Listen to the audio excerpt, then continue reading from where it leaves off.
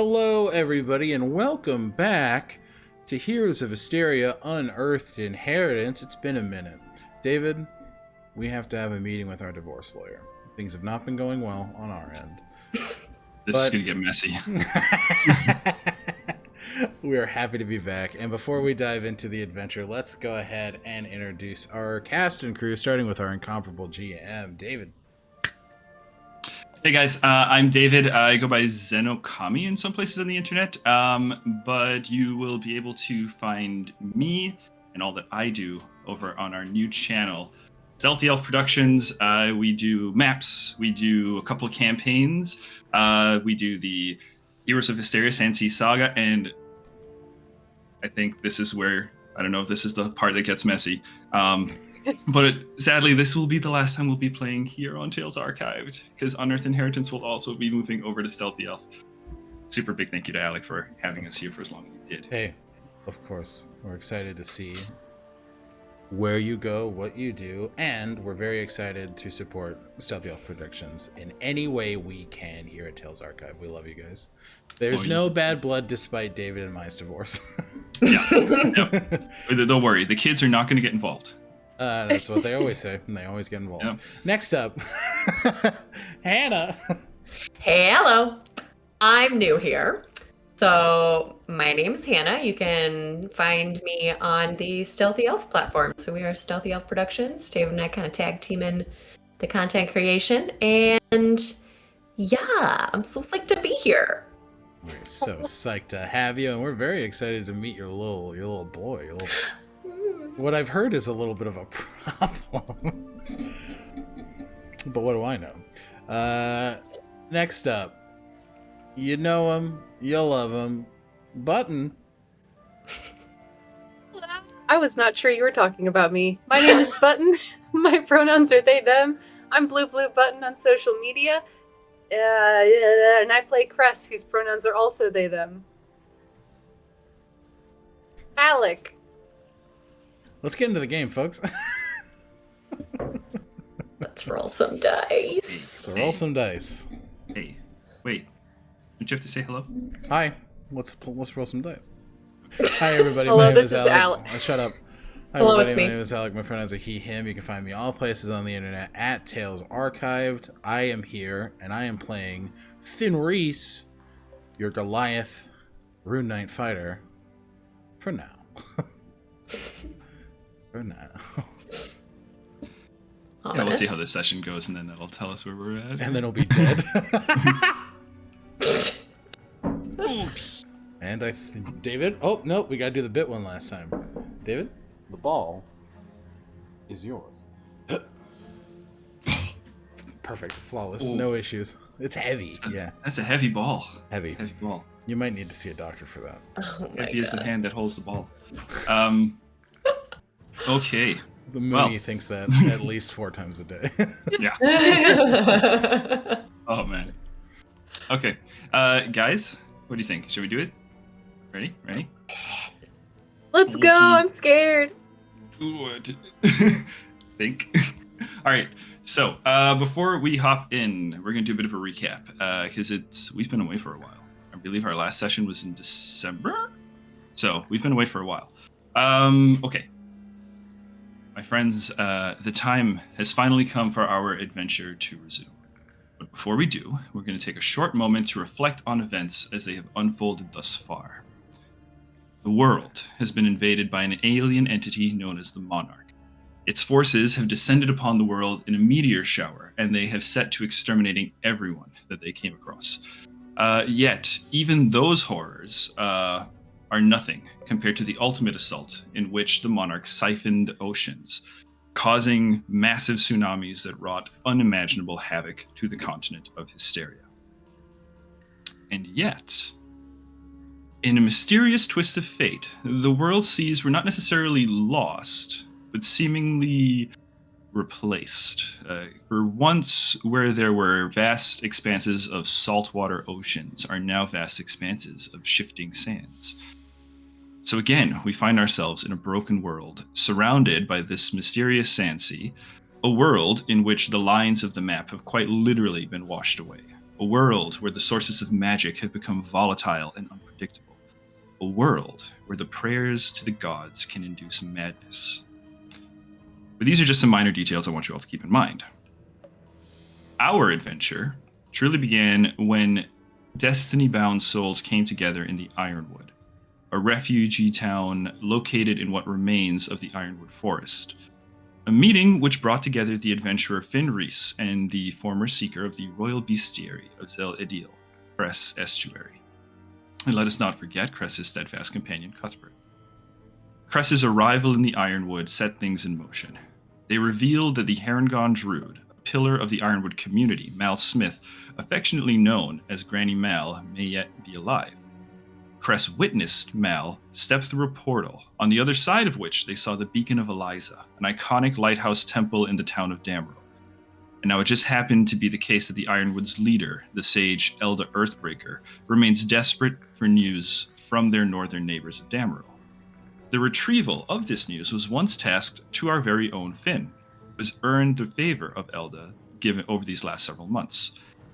Finn's previous journey was cut short by the last wave, the events of which still haunt him to this day. But with Cress and Cuthbert's arrival, it seemed destiny has offered a chance to finish the task. And so with the well wishes and fond farewells of a grateful community, our heroes set forth on a journey northbound, ferried upon the strength of Cuthbert's wings. Our travels through the Iron Hills featured a daring rescue of some Ironborn rangers, conclave of guardians with unique attunement to the strange region of the Ironwood.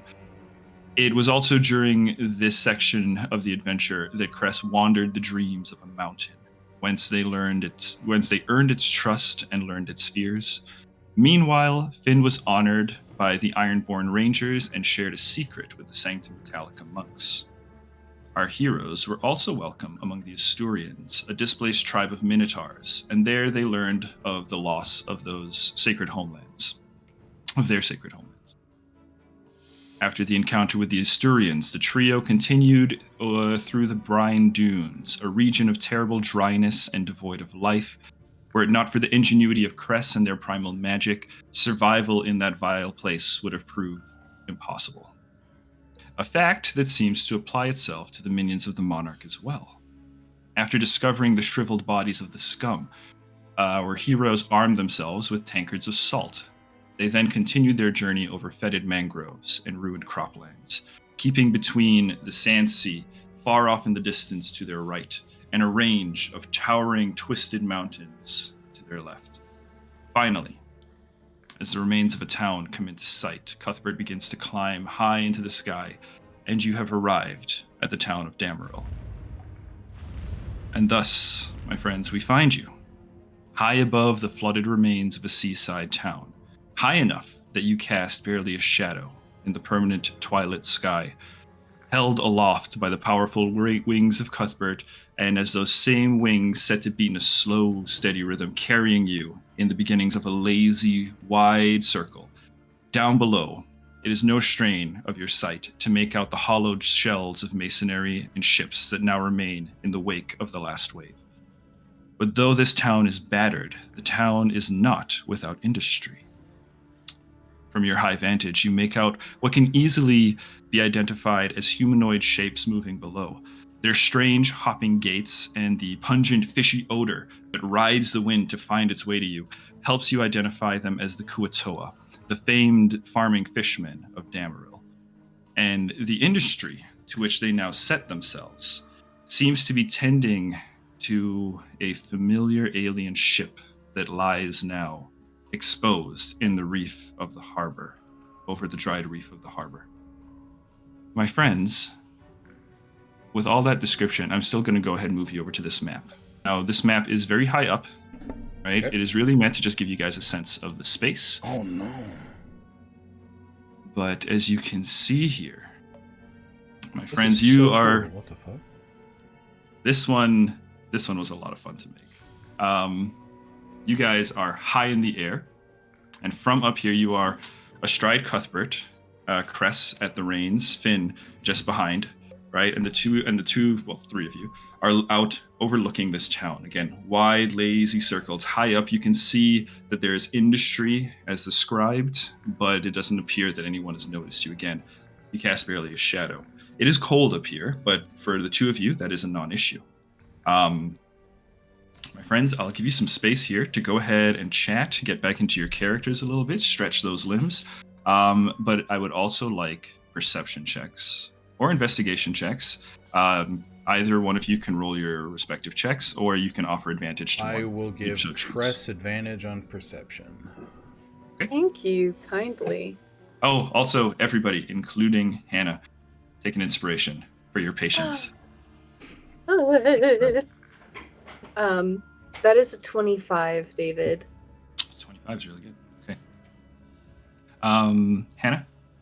Yep. Can you just do me a favor and roll me stealth? And let's see, that's your first roll of the game. This is your first roll of Dex's career. And we'll get to you in a second, but I just want to have that number. First roll on these dice, too. I hope they roll well. We'll see.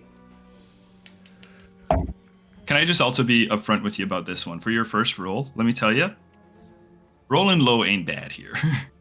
Oh. It's a Dex. Well, right. Okay, true. It is a total of 19. Okay. We'll keep that in mind. So we got a 25 for perception and 19 for that stealth. Okay. Cress and Finn, like I said, if you guys would like to take a moment to stretch in your characters a little bit, and then I will get to you in terms of, any questions you might have right now as you're taking this lazy circle. So we'll lean back to Finn as they are flying. A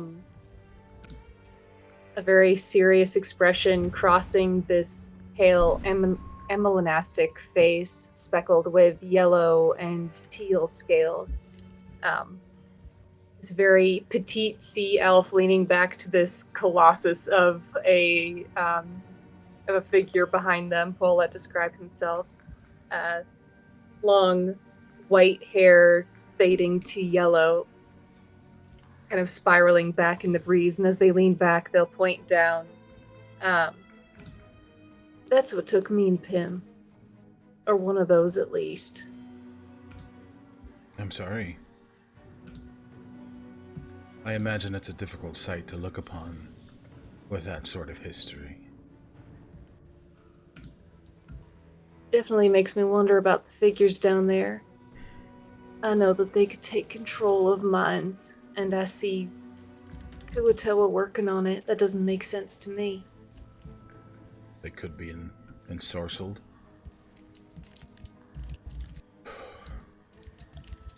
As much as I'd love to just destroy it now, I think that would be irresponsible.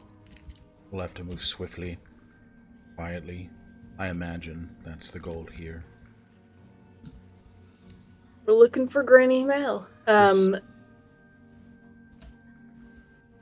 Sorry, what were you saying, Alec? This is just something that you're far more familiar with. I've never been on any of these. Well, they're organic matter. They seem sort of to be a mind with tentacles. It's gross. I turned into a badger and chewed my way with neural system, and I bit it. Finn is laughing. It's Alec and Finn, because I think he's just like, it's incredibly resourceful. You have the tools, you use them. You got status.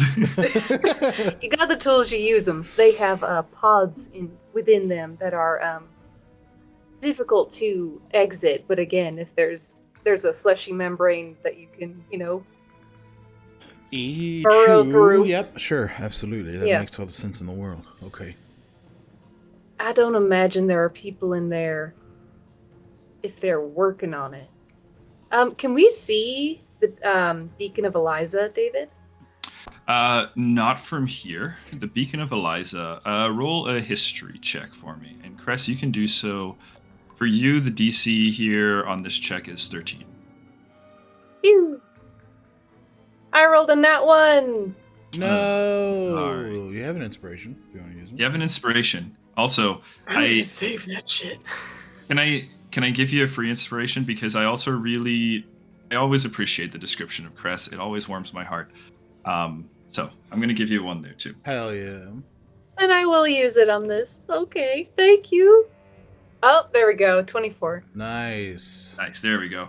Okay, so with the 24 for sure, you know a couple of things. The Beacon of Eliza is about 8 miles northwest. Of Damaryl. Okay, with of Damaryl. So it's technically still within like the town's territory, but there's a little bit of a pilgrimage that people would do. You know, the town is here, and then they kind of walk over there. It's part of the whole appeal of the thing. The other thing with your 22 with the check, I know this isn't Pathfinder, but my head still kind of is calculating in these terms. One of the things that you are aware of as well is that, and this is just, you know, fun little bonus information for you. There was actually a swimming race that would take place from Damaryl to the Beacon of Eliza. So yeah, that 8 miles, people would actually swim that as a race to and back as, you know, part of a holiday. It was called the Lagos Length. I don't know, maybe Cress might have participated at one point or not. Who knows? I was thinking that. I love that. Alright. The beacon is very far off. We got miles to go before we sleep. All right. I don't want to alert them to us. That makes all the sense in the world to me. Quiet, swift, as stealthy as possible. And with that, Cress is going to cast Past Without a Trace on themselves, Finn, and Cuthbert. And we sort of just, kind of like, you know how cuttlefish they like blend in with the world around them. We sort of blend in with the twilight. That's sick. Go ahead and give me a stealth check. Cress, what we'll do is, because you guys are technically all one blob right now, I'm going to just have you roll that with advantage and add that plus 10 still. Wow, okay. That is 25. Okay, we'll keep that in mind. Let's see here. Real quick, too. A couple of things I want to let you guys be aware of as well. Finn, I looked at your sheet here. You have a passive investigation of 13. Something that grants you, my friend, is as you are looking over this town, one thing that becomes kind of that you start to recognize the longer you look at it. These Kuatoa are tending to the ship, and none of them seem to be tending to the town. That passive investigation very much confirms for you that they are tending to the ship. And not only possibly, I mean, I'll leave that deduction to you. Yeah. But they're also moving like perfectly in sync. Yeah. Like the longer you watch, they stop. Weird. Yeah. It's quite unnerving. On the stealth, I put it in the text chat. On disadvantage, I got 2 nat 20s. You what? It's in the text chat. Gamer? You monster. Those dice are so pretty. That is though. Also, those dice are very pretty. Yeah. Okay, tell you what, you can store one of those nat 20s for later. Oh. A double nat 20, man. Double nat 20. No. Come on, you gotta respect that. Like a double rainbow. Alec, Yeah. No. you do this to people all the time. Take it. No. Yeah, seriously. Take it. It's all right. I've stored it for you. With with these individuals on the ground, I think Finn just sort of leans forward again toward Quest. Quest. He leans forward toward Quest, and he thinks, so they're all moving in unison, like in perfect synchronicity. Is that something that sounds familiar to these creatures? It's like they have one mind. To the Kuatoa? Yeah. David, I don't think that is. You're familiar with the mind control features of your captors. You witnessed the way the goblins fought, and you kind of, back when you had fought like Zadok, like episode 1 of Sansi. right? You'd seen those fights and stuff. You could tell that they were, but it was a chaos of a battle, so they're not moving in synchronicity there. But you're familiar with the fact that mind control is an option for these guys. And I also, like, Kuatoa don't move in like a perfect school of fish. Okay. No. They're a little bit more humanoid. Well, they're humanoids, like, still. There's not like a hive mind. Again, like, that is certainly not their norm. Alright. So then I think we have every reason to believe that they are under the control of something else. That does track. David, Cress remembers that shield that took them the fuck out. And they know that it's still with the Sansi Saga crew. But I remember the one you're talking about. The like that Rama's paralytic, that eye. Do they see anyone who seems to be in charge wielding something similar? Is it just Kuatoa down there? Or rather, even if it is just Kuatoa, is there someone apart? Great question. Go ahead. I'm going to keep your previous perception check of a 25. That's still a really good roll, you know. You've basically been spending more time with the space, you know, with Finn's help here. What you deduce is no one's seemingly in charge or set aside in the vicinity of the ship or amongst the Kuatoa. I will point out to you these strange red orbs. The yorbs. Yorbs. There are these giant red orbs. Actually, a great example of these for you. You guys ever been to it's a little boutique store called Target? They have these giant the ones out front? Yeah. Earlier today we were at Target. We were at Target, and he points to one. He's like, "Remember what those look like?" And I was like, "This is about D&D, isn't it?" It's such a weird thing to say. Remember those giant spherical concrete balls? Okay. Oh, funny. So All right. you see those guys, and they, with your 25, there does seem to be like kind of a soft glow to them, right? And also on the subject of things that are kind of out of place, though, you do spy movement that is out of place, movement that doesn't quite align with the group of Kuatoa. Over on the far side of the map, I don't know if you guys can see my blink. Yeah. For some reason, I have a purple. Okay. I can change it. Do you want a different color? I might. I think I'm the Roll20 guy. Oh, no shit. I'm Dad. I will change it. There we go. Okay. So, over on that building, Cress, you do spy something. Just kind of moving out of like that little shadowed corner, crossing into the more lit area, overlooking the docks. You see a creeping figure. You see someone kind of moving carefully and intentionally across the rooftops. With your 25, you can see a bit more details with your finely tuned elven eyes. Dex, could you please describe yourself? Absolutely. All right. Okay. So it's like 2 PM, right? So the lights kind of so soft lighting. It's permanently twilight already. Yeah. You're right. So what you see is a small figure, and it's mostly black clothing.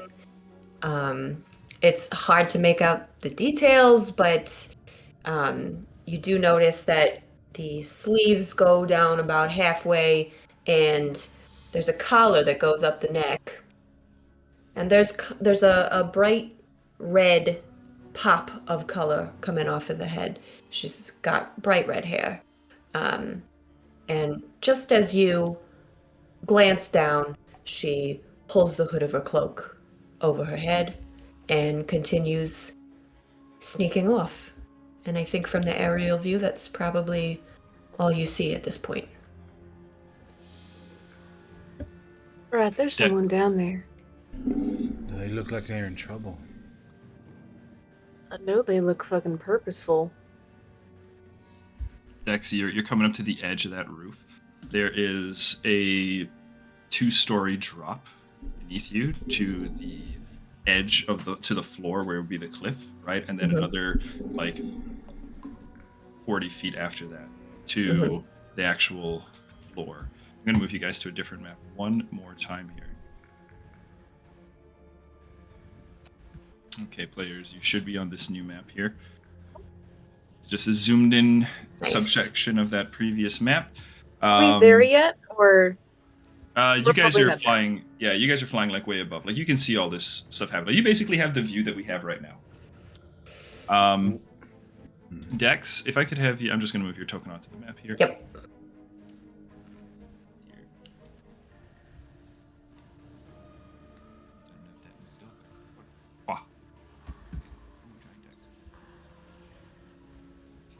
Dex. I don't have control over it, just so you know. Oh, really? All right, here, you try dragging it because on. you pulled it on, yeah. Yeah, go ahead. Okay. There. I'm gonna just resize this map a little bit. Let's just make these green. Let's make you. Ooh. Nope. Let's go down half. Other Please direction. hold. 0.5. I am so excited to meet her. Okay. Just It might be a little tinier. Okay. Let's see some other Dex. Okay, that's better. All right, Little Dex. Dex. You're a little Dex. So, Dex, you're kind of like creeping along this roof. Yeah. So, dropping down to the stone down there, that's about 20 feet. And then, like 10 feet below that, there is a building. Dex. Given what we talked about before, that's the building you're looking to get into. All right. Is this rock wall over here? Does it look climbable? Oh yeah. Yep. Probably. I'm gonna start climbing down that. For a proficient climber like you, a lot of things look pretty climbable. Yep. And actually, climbing doesn't cost me any extra movement, so I'm pretty quick. Look at that. So, Cress and Finn, you watch this entity, this figure, like scuttle down the side with great efficiency. And so then I end up on the roof here. Yeah. Give me one athletics check. DC for you is going to be, give me a 12. A 12 DC. Oh, I could do that. I could do that. I can do that. It's no problem for a slippery little guy like me. You're so slippery. Like Santa Claus. It's real good. It's 22. I have never thought about Santa Claus Right? as slippery, but that is Safe road. Oh, I get it. Build. incredibly That's He's a build. rogue. Yeah, Santa's a phantom rogue. Or a ranger. With lots of okay. A swarm What was ranger, that? they're a Or- reindeer. Oh, sick. Someone play Santa Claus, please. With the Swarm Ranger. What was the roll there? Sorry, Dex? 22. Yeah, it's easy peasy. Yeah, you get down there. You guys watch. Great, again, very adept, talented climber as they move from one roof down the side of the building, over the ledge wall, onto the roof. Yeah, and then I kind of scuttle across over to where the door is going to be, and I just peek down and see if the door's open. You peek down, door's closed, but there is a little secondary tower. So there's like the roof, and then there's a secondary tower. You can kind of see like this bulging section up here. Right? That is another like small little offshoot tower, and you do see a window as you kind of come to the forward. So like the door forward would be, I'm just going to token here, be kind of like right here. Okay. Straight below you, about 30 feet. And then there is a window that you spy. Let's go peek in the window first. What's going on in there? Yeah. We'll hop back to you here in a second. Okay. My friends aboard the dragon. What are you doing as you're watching this individual? You see this individual like Right, well, Go ahead. sorry. No, please. No, you. You first. You started talking first. Go ahead. Right, well, that person's not. I can't imagine someone controlled by the Illithid would be sneaking into one of their towers. No, it doesn't make much sense. I say let's cover. They need help. We should be able to help them. And if she doesn't, then we can leave her be, but I think they just start to circle that tower, still very high up. But they will essentially just like make sure that no one is approaching it. Okay. As you are, go ahead, roll me a perception again. You can offer advantage, or you can. I will. Yeah, I'll offer advantage for sure. Thank you, because my first one was a 1. Math. ADHD Adventures. Thank you for the raid. Welcome in. Thank you. Welcome in. That's an 18 plus 8 for a 26. 26 for that perception. Okay. I got that noted down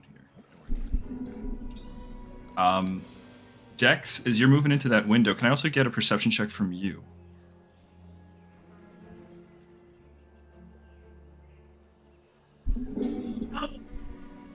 You're muted. Okay. It is an 18. 18? Okay. 18, you don't notice the dragon circling overhead.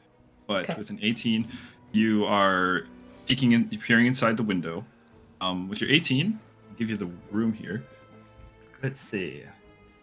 4. Can I use a new ability? Because I Of course you forgot I can. have it. Oh. Jeez. Abilities. I like abilities. I would like to mind link with this strange individual below me. I thought you would never. That sounds like another inspiration point to me, Dave. Stop it. Stop. Well, let's see. Okay.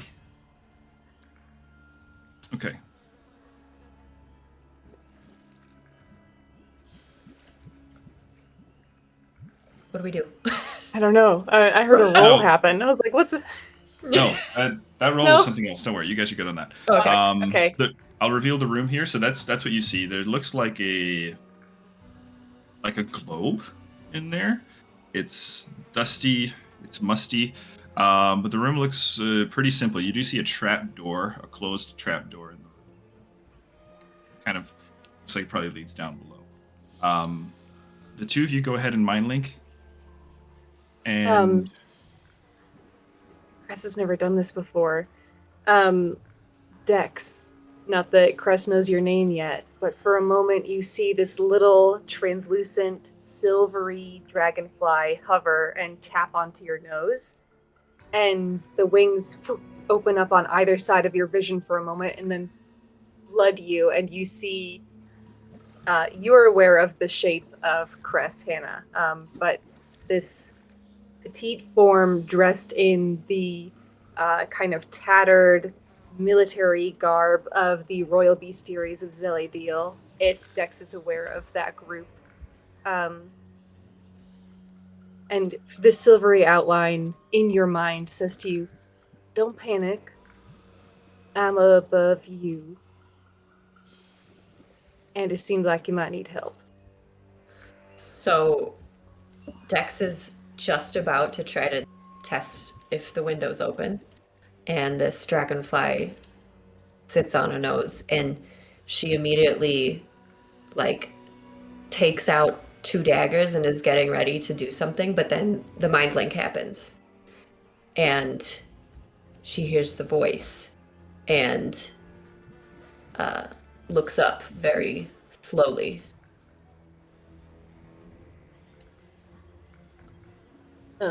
In the air. You can reply, I think, to this. yes. Who the hell are you? My name's Cress. Nice to meet you. I'd like to say the same, but I'm not so sure yet. I don't pretend to know what you're doing. I'm headed elsewhere, but I saw you and you're not moving in unison like everybody else here, so I thought, Enemy of my enemy's friend.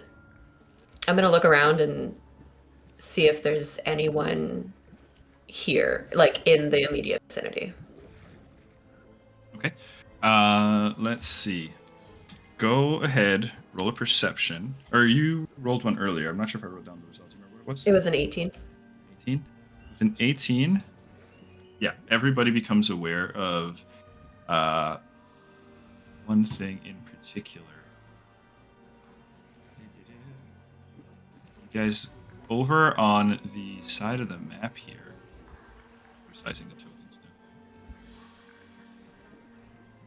now. Over on the side of the map, kind of right on the right corner, you see there is a collection of bones, blood stained across what was once a submerged reef, and you guys see two of the chul, these kind of lobster crustacean-like creatures that have been seen escorting the scum.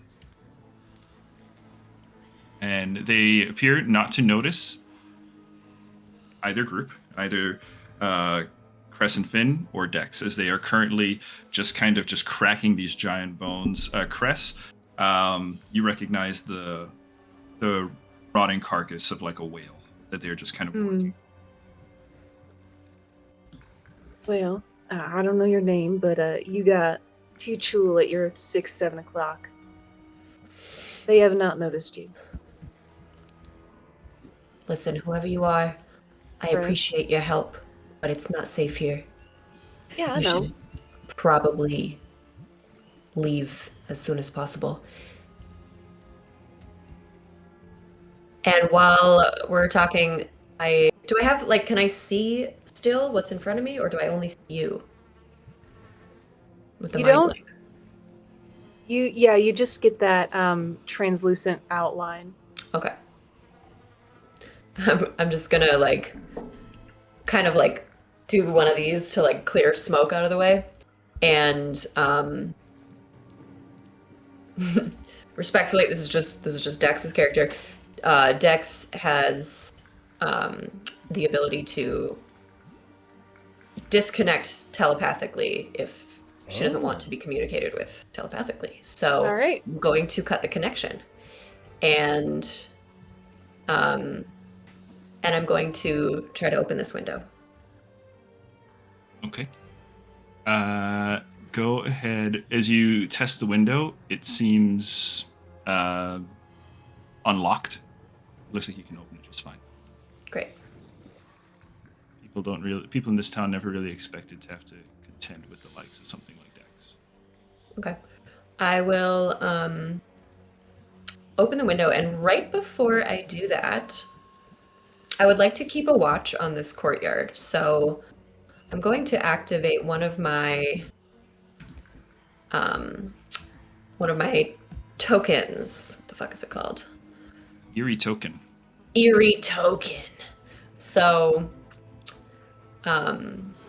you might see this if you're still looking down, but you kind of see her doing something with her neck, and what she's doing is picking at a tattoo that she's got on her neck. Content warning.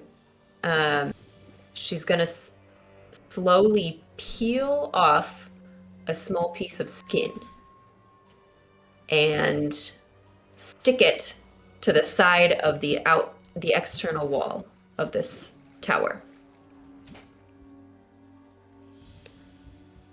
Okay.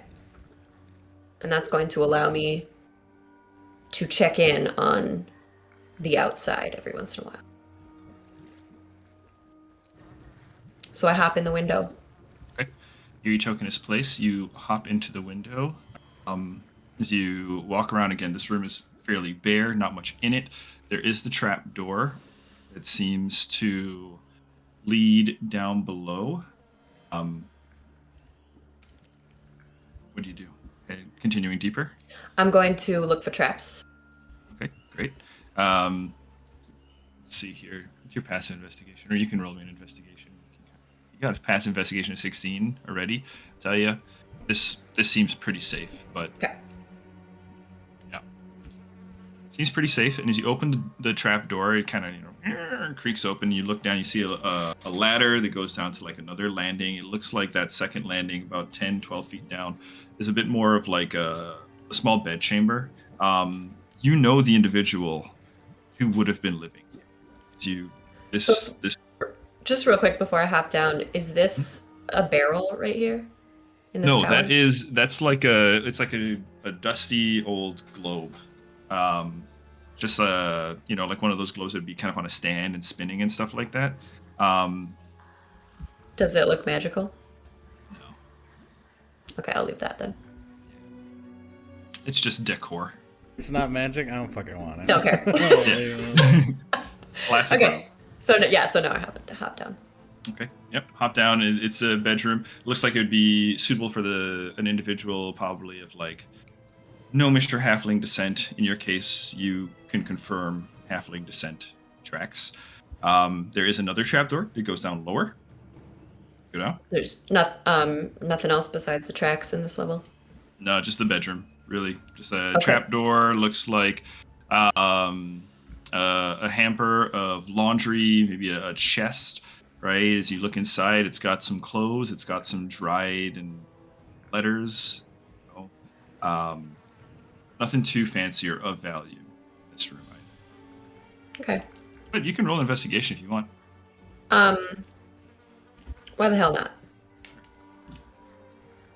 This is why I am here. Oh, it's not good. It's an 8.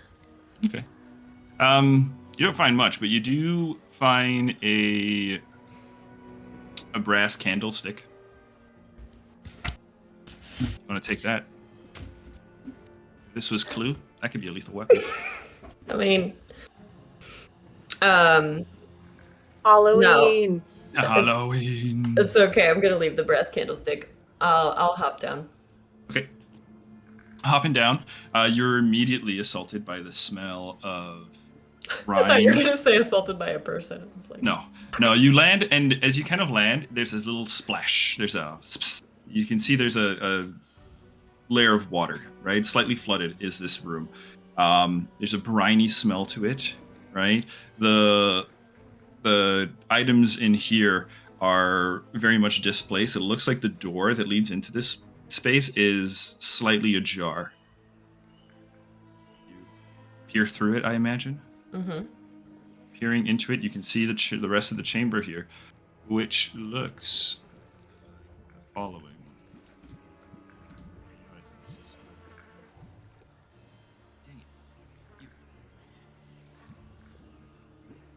Okay, so you see the ruined remains of what was once an apothecary, once a potion store. Also in the chamber, though, you see unmoving currently, kind of in what would be the equivalent of crisscross applesauce for these individuals, a collection of tentacles balled up beneath, one of the scum, as it's kind of just in this chamber, unmoving. Oh. You can hear kind of like like I said, it just looks like it's waiting for something, as it's just kind of present in the space, upright but not actively walking around. The tentacles forming kind of like a seat for it, where the torso can remain up. The long extended arms with those 3 long spear-like fingers are just kind of at a relaxed position in front of it. Does not appear to have noticed you. Okay. I see that. I peer in, and I see that, and then I immediately use an action to hide. Okay. I'll try to. Roll the hide for me. Which direction is it facing? It's facing towards the door. Towards the door. Yeah, Okay. and it's like sitting in a puddle right now. I will give you that as well. It's just kind of like sitting in a puddle by itself. Yeah, it's just facing towards the door that way. Roll me that high check as well. Okay. Good. 28. All right.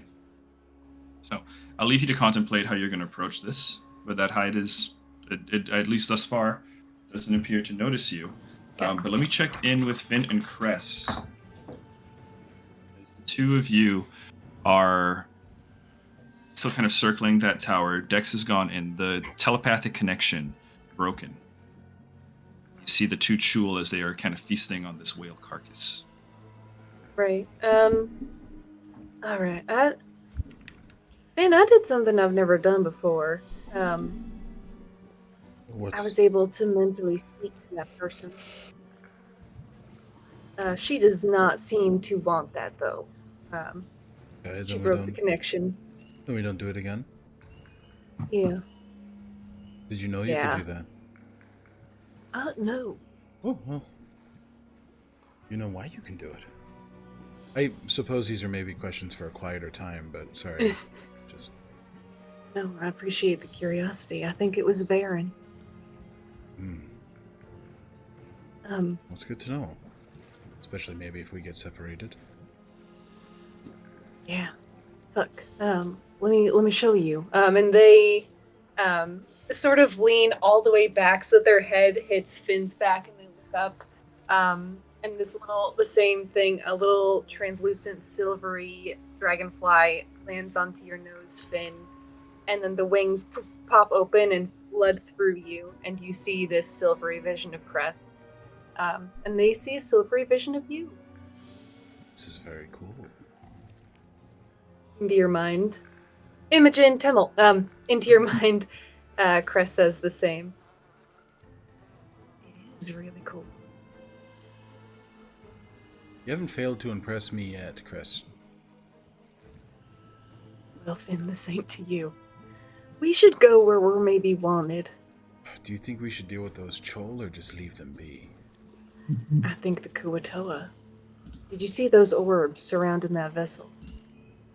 Looks like they might be responsible for some of the magic around there. They're disrupted, maybe. That's a key to giving the Kuatoa their autonomy back, which is something I'm intent on giving. We're of the same mind. Literally, you're in my brain. Okay. We'd have to get close. And maybe, I don't know how comfortable you feel about splitting. It could get big. Put a target on me. But that might give you and Cuthbert the opportunity you need to swoop in unseen. Tell you what, I have some capability when it comes to dispelling magic. We'll How try about that we try first. that stealthily first, yeah. We'll try that We'll first. just see if that works. If that works, phenomenally. Listen, I understand that I am not an arcane individual. Magic has never been my strong suit. That's what I'm learning. I don't think about. that's true. I don't think that's fucking true at all, actually. I've seen your tattoos. This is like, they are now loud in each other's brains. Yeah, stop and yelling. silent externally. Hey, stop yelling. What I'm saying is, you have a full range of casting abilities. I don't. Mine are quite particular. That's what I'm saying. What I do is minimal in comparison. I don't have any dispelling magic abilities, but let's try that first. If not, then we can rely on my statuesque form. Just don't sell yourself short, you fucking statuesque motherfucker. I'm not We'll trying start to. flying toward one of the orbs. Okay. Flying towards one of the orbs. Let me just pop back up here. So let me just double check where the closest orb is to you. You're starting to dip Or you know a what? little bit in Oh, loudness, sorry. David. Sorry, here we go. Is this better? Perfect. Yeah. And we Okay. were... What? Yeah, you guys are kind of like We're like over on this right side. over here. Here? Like right Yep. here. Oh, Yeah, somewhere, anywhere in kind of that quadrant, really. where's Eh? Finn? Yeah. Eh. So you have your choice of which orb you'd like to explore. We're right here, so I don't see why not just go for that one. Yeah. Finn can get... Not Finn. Cuthbert can get there in 6 seconds. Yeah, easy peasy. Yeah. Yeah, Other so one. Cuthbert, Don't mind me. I'm getting over to that orb, dude. kind of Target glides balls. with the wings, Yeah. moving, cruising across the wind. Deft is this dragon flying, especially with a pass without trace on him. Yeah, shit's spooky. Yeah, barely even a shadow. Okay. As you guys are approaching the orb, let's see. I would allow, in the nature of this creature, an Arcana check, or you could also go ahead and take Classic Perception, if that is your preferred skill of use here. I do prefer that, if that's okay. That's totally Oh, valid. I just Yep. remembered I Can I give advantage again? Is that a thing I can Certainly. do? Yeah, take it. Okay. Okay, so I'm so bad at math. 16 plus 8 is 24. 23. With that, Yes. the thing you see as kind of Cuthbert kind of drifts upwards, kind of banking, giving you like a really clear angle of it, just kind of over the tip of the wing. You see that this thing seems to be, well, clearly round, right? You see kind of these A round orb. a round orb, but you see these kind of Unheard of. strange, these kind of strange stalks that seem to be coming out of its form. Cress, you're very much familiar with the strange creatures that live under the sea. If you can imagine something like a sea urchin, right, with those spikes, right? Except these stalks are red, and they kind of like emerge and then shrink, and they're kind of going in and out. There's a soft glow to it, right? But that's what you see. And as it doesn't appear to notice you guys as you guys have gotten closer or anything. That's what you see immediately. I will say this creature, whatever it is, you are unfamiliar. This thing is alien as alien could be to Cress. It looks like a sea urchin, but wrong size by a lot and wrong color. And it kind of gives you, with your check, it also kind of gives you a little bit of a uncomfortable kind of vibe too. And it is a creature. It is, well, I'm describing what you're looking at. You are both maintaining a psychic connection. As you get closer to it, Oh. you start to kind of hear almost like a radio static, just kind of picking up lightly in the background as you get closer. As you get within about doohickey here. We're not One getting sec. closer than 120 feet because I don't have to. Okay. Let me just take a look at something. Okay. You start to pick up this like radio staticky stuff at a range button of 600 feet. 600 feet. Radio stack. So this map, I will say too, guys, this isn't like perfectly to scale, unfortunately. It's just kind of to give you like a general idea of the sense of town. But yeah, you guys, as you get closer, I will say within about 600 feet, you become, as you look at it, you can start to feel it and become aware of its presence, right? Cress, given your new abilities, you can almost kind of tell once you look at a creature whether or not you can like make a link with it or attempt it, right? You can kind of feel a consciousness, and you feel a consciousness coming from this thing. At the range that you guys are currently at, it doesn't seem to be responding, doesn't seem to notice you. But it's similar to like if you were approaching a wild animal. You can see it, but it hasn't reacted to you yet. It doesn't seem aware of you. With that being the case, and understanding that this mind link might make the creature more aware, they break it. Okay. And they whisper to Finn, "We're gonna dive down there real fast, and then we're gonna pop back out."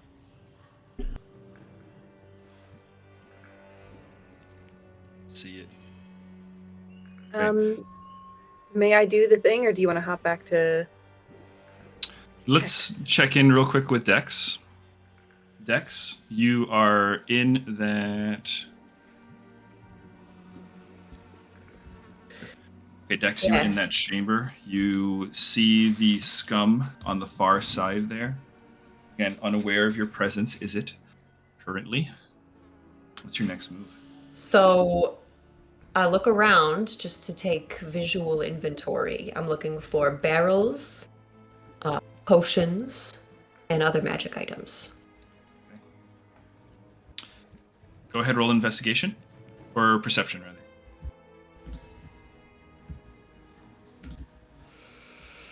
Investigation. Your choice. Either one. I will choose investigation. It's good. 22. Okay. 22. You see the room is destroyed. Right? You see it looks flooded. There are sections of it where, again, there are puddles. The scum currently residing in one such puddle. You immediately clock 4 potential locations with your roll. As you kind of peer out, I'm giving you the whole length of the room here, but you can see there's this closed chest here, right? You can't see the contents, but it looks intact. Under the table, yeah. Well, that one as well. I can't see The your one- pings. Oh, that's right. Sorry, it's on the GM. Okay, top right, yes. Left, yes. Under the table, yes. And then there is a little, like, you know, those kind of like little counters at the front of every store, you know, where they put the gum and the cigarettes and stuff. You know, the things that you'll just kind of grab on your way out. You see, there's a counter over like that towards the back of the room as well. That looks intact as well. Those 4 sites would be your best bet with your investigation. Okay. So I'm going to try to do this. Well, first of all, have I fought this scum before? Oh, yeah. Yeah. So I'm going to try to do this unseen. Sure. I'm going to try to sneak first over to this one. Stealth. Okay. That's a chest or a desk? That's a cupboard. What are those big cupboards called? Somebody give me. Oh, yeah, good like a- vocabulary. Big, like a big cupboard. Wardrobe? Armoire? Yeah, Armoire. Thank you. Armoire's perfect. Okay. Trying to look through it. Sure. You do see, it looks like there are a few things, a few different objects in there. There's a kind of a glass window that you can kind of see through. You can see 2 vials in there that seem intact. I take them, I put them in my small pouch on my hip. Okay. You grab a couple of things here. Right down. I'm just trying to do it relatively quickly, but still not identifying. stay stealthy. Not identifying anything right now.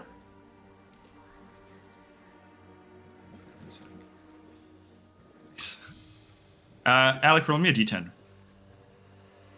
Don't fucking make me do it. I don't like it. A D10, you said? D10. Where are you? 2. You'd be so kind. 2. Okay. And if anything bad happened, I'm so sorry. Okay, so the armoire, you grab 2 vials, 2 intact vials. Okay, where to next? Next, I'm gonna go here. There's always something good behind the desk, so I'm gonna look under the front desk.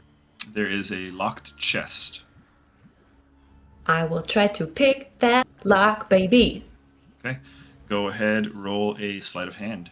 Do you have thieves' tools? I sure do. I think you can add your proficiency then. Of course I do. Yeah, it's already. I don't add it twice, right? It's added to the sleight of hand check already. Then believe you added twice then? Or is it advantage if you're already proficient? It's advantage if you're already proficient. Advantage. Yeah. Excellent. Oh, fuck. Okay, here's one. Violent. There's another. That one's better. It's gonna be 24. 24 is successful as you kind of fiddle with the latch. You're able to get the lock, and it slides out with a satisfying but fairly quiet still clink. Right? You're able to kind of remove the padlock that was kind of holding a pin fast. Sliding the pin out, you can kind of peer into this chest now.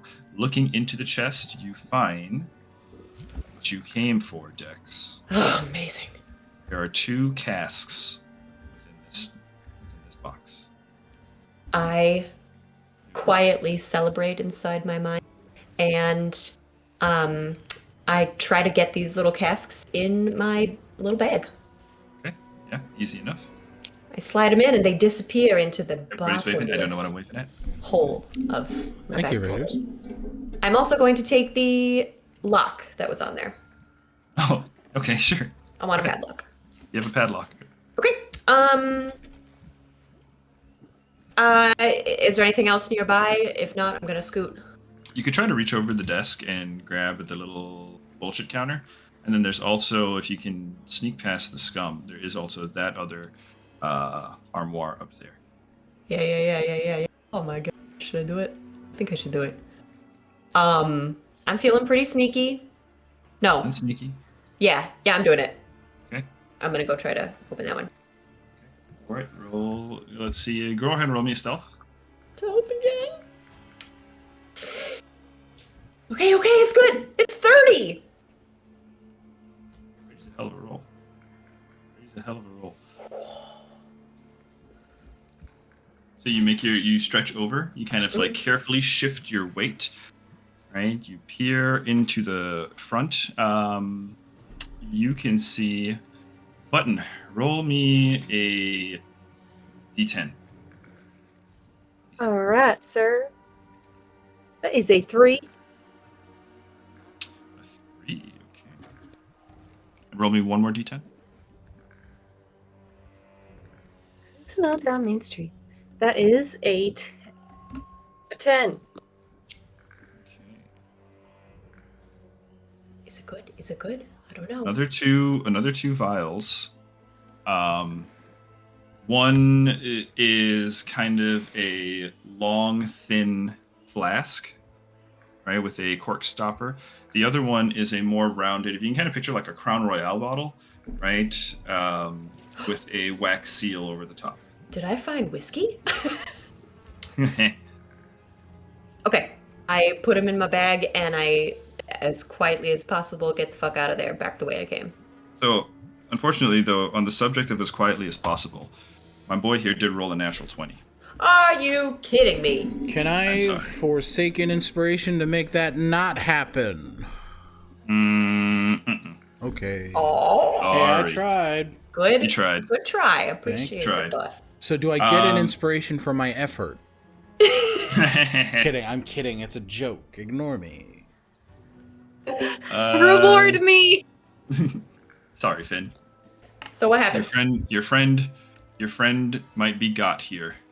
Dex, you reach over, you grab those things, and just as you're making your way back, your knee just kind of creaks on a board on the desk. You're just making up to the end. As that creak happens, it kind of spooks you a little bit, and as you kind of like carefully shift your weight and steady yourself, the scum inside just kind of stretches up, right? You can see the tentacles kind of slithering outwards as it's kind of starting to make its way and pushing itself up onto its full height. And it begins to start to peer around. Can I try to sneak out through this door as it's getting up? Through the front door? I did roll a 30 on my stealth. Let me remind You you. did roll a 30 on your stealth. I'll say it rolled a natural 20 to hear you.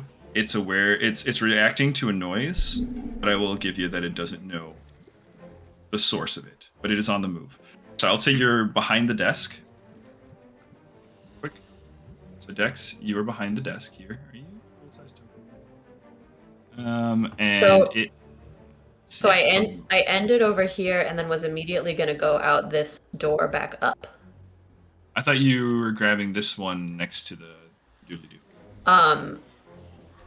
I went here last, right? Okay. This was my last stop. Okay. That was your last stop up there? Yeah. I'm pretty Okay. sure.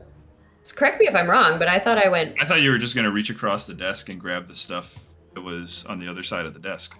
I did that, but on my way out, I decided last minute to stop at this chest. Oh, we didn't get to that one yet. That stealth roll was to reach across and grab this stuff. Oh, I was confused, sorry. Okay. Yeah. So you're behind the desk at the moment. That's also the one place where you'll have cover. I can put you there, but the Gotcha. scum will see you. There's no cover there. Right. Your call. That would institute initiative. Okay. Right. Nope. I'm gonna. Actually, so he's still looking at the door, right? No, it's getting up and it's going to start looking around. All right, then I guess I'll hide. Okay. Your high check was pretty good. So don't worry, we're just going to kind of continue to ride that, but it's aware and it's moving in the room. Okay, we'll come back to you here in a moment. Cress and Finn, the two of you were about to make a little dive operation, a little dive bomb on this red orb. Yes, sir. Right? At least I believe that was the plan. When last we Yes, left? sir. You are correct. Go ahead. Let me see what happens here. All right. So as Cuthbert dives, I have to get within 120 feet. Is that possible? Yep. Okay. Easy. They do that, and they're going to choose one creature, object, or magical effect. In this case, it would be the creature emanating what they believe to be a magical effect.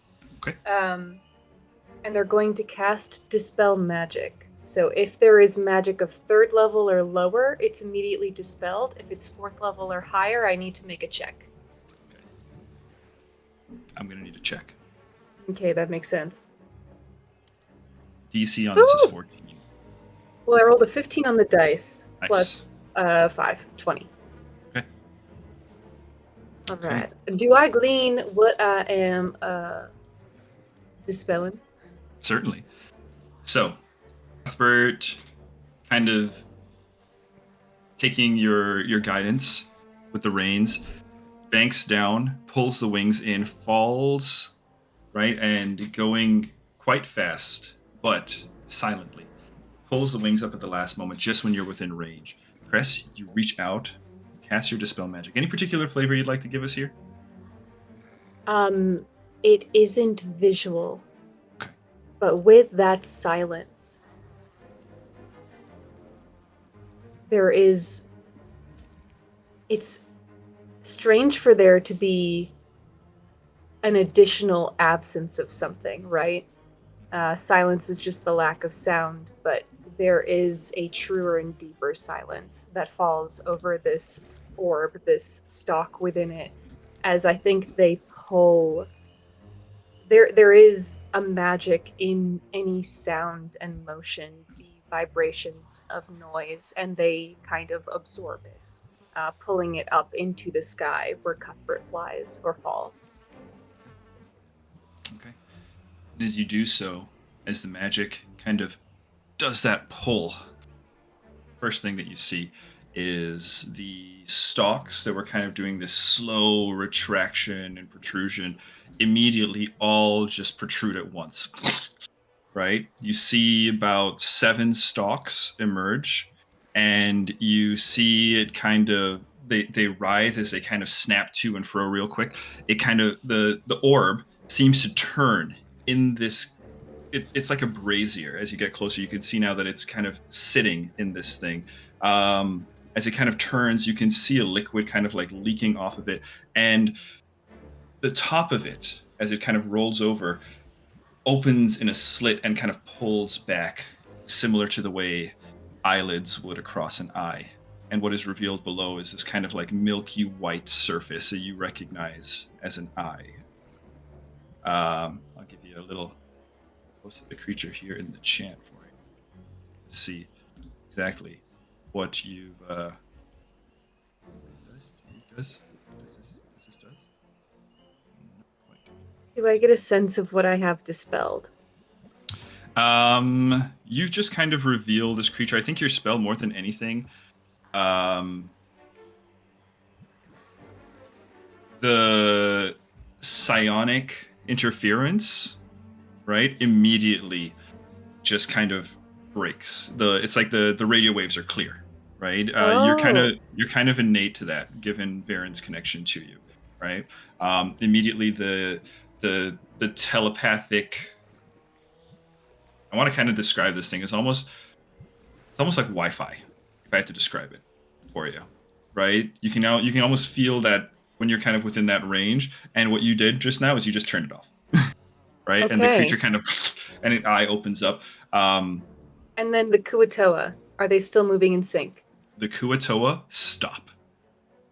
They immediately stop, and the next thing, there's a brief pause where, for a second, everything just stops. And as you guys are kind of banking away, because Cuthbert has to stay in motion, you see utter chaos.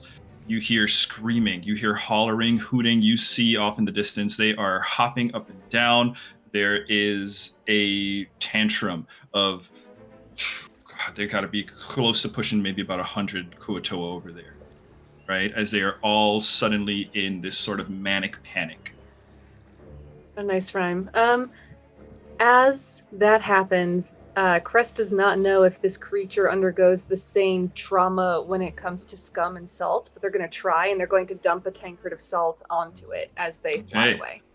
Roll an attack roll. The range up here is pretty high because you're still at that 120 feet. So give me a disadvantage. Yeah. Okay. This creature's not moving though, so I'm adjusting its AC for you. Okay. An attack roll. Attack roll. What am I using as the stat for the attack?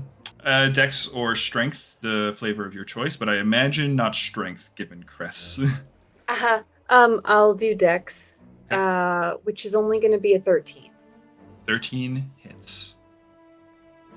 13 does hit. It's a straight drop down.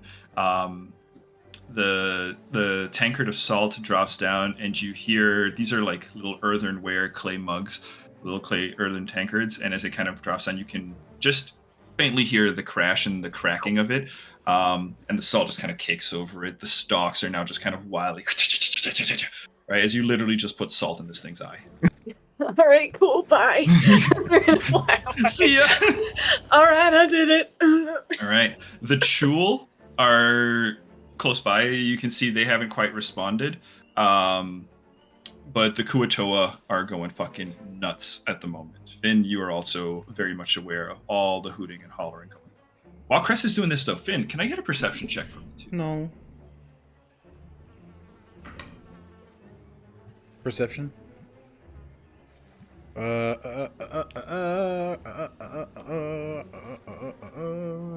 Jesus. 16. Where's Finn? You're muted. Oh, you're muted, Sorry, buddy. Alec.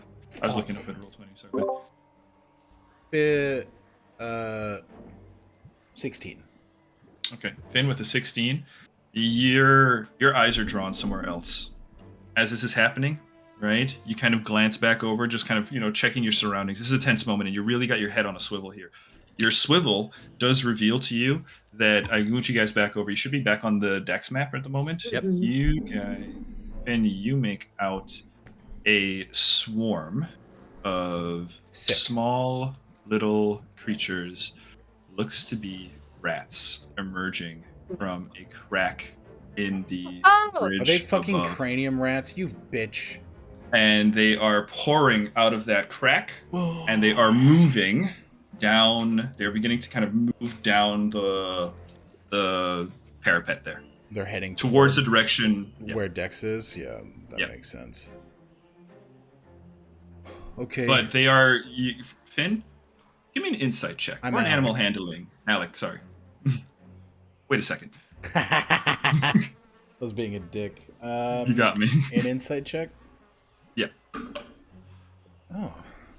Finn, why were you not rolling like this for the first 5 sessions of the game, my boy? My brother in Christ.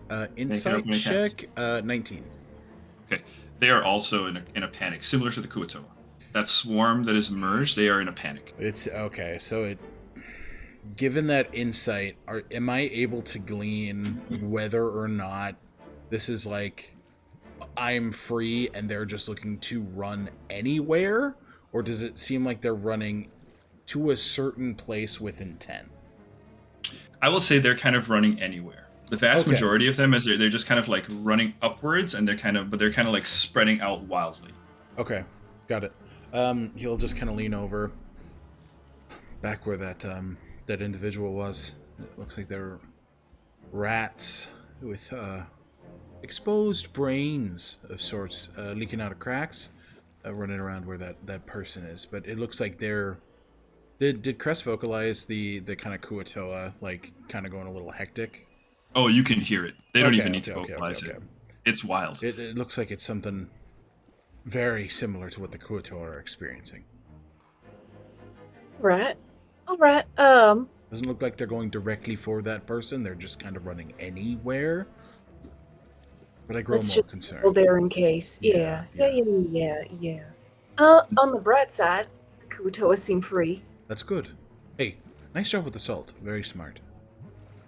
I was just mad and petty. It was also smart.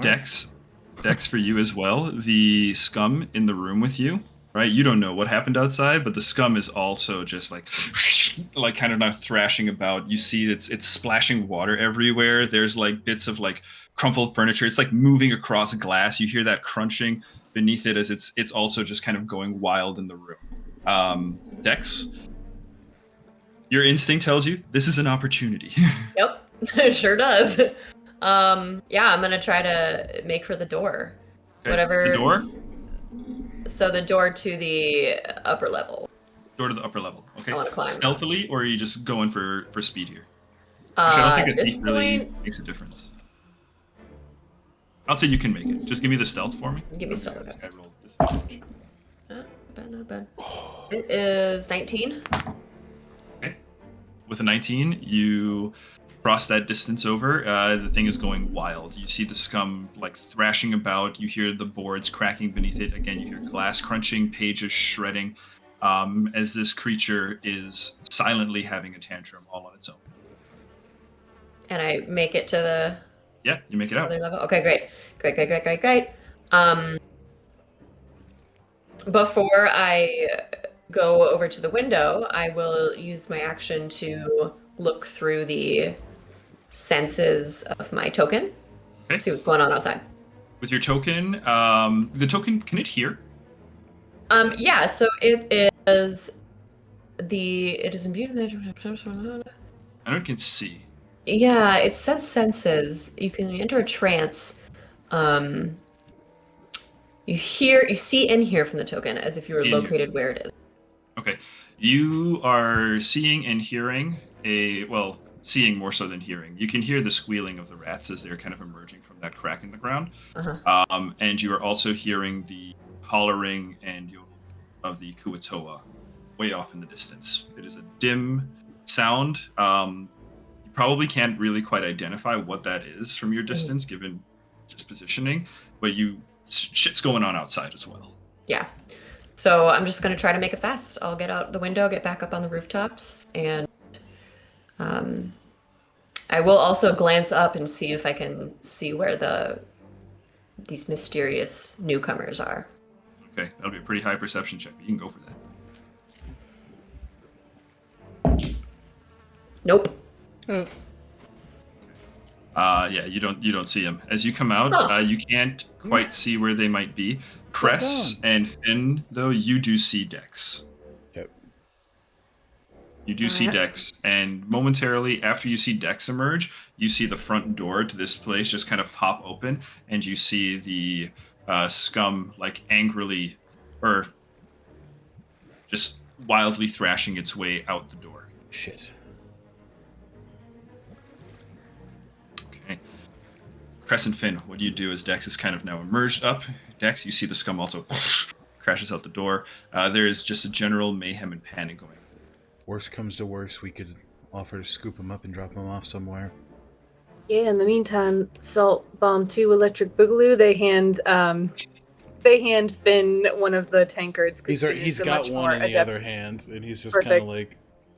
You want to drop it on that scum? He does so. Okay. Roll me an attack roll.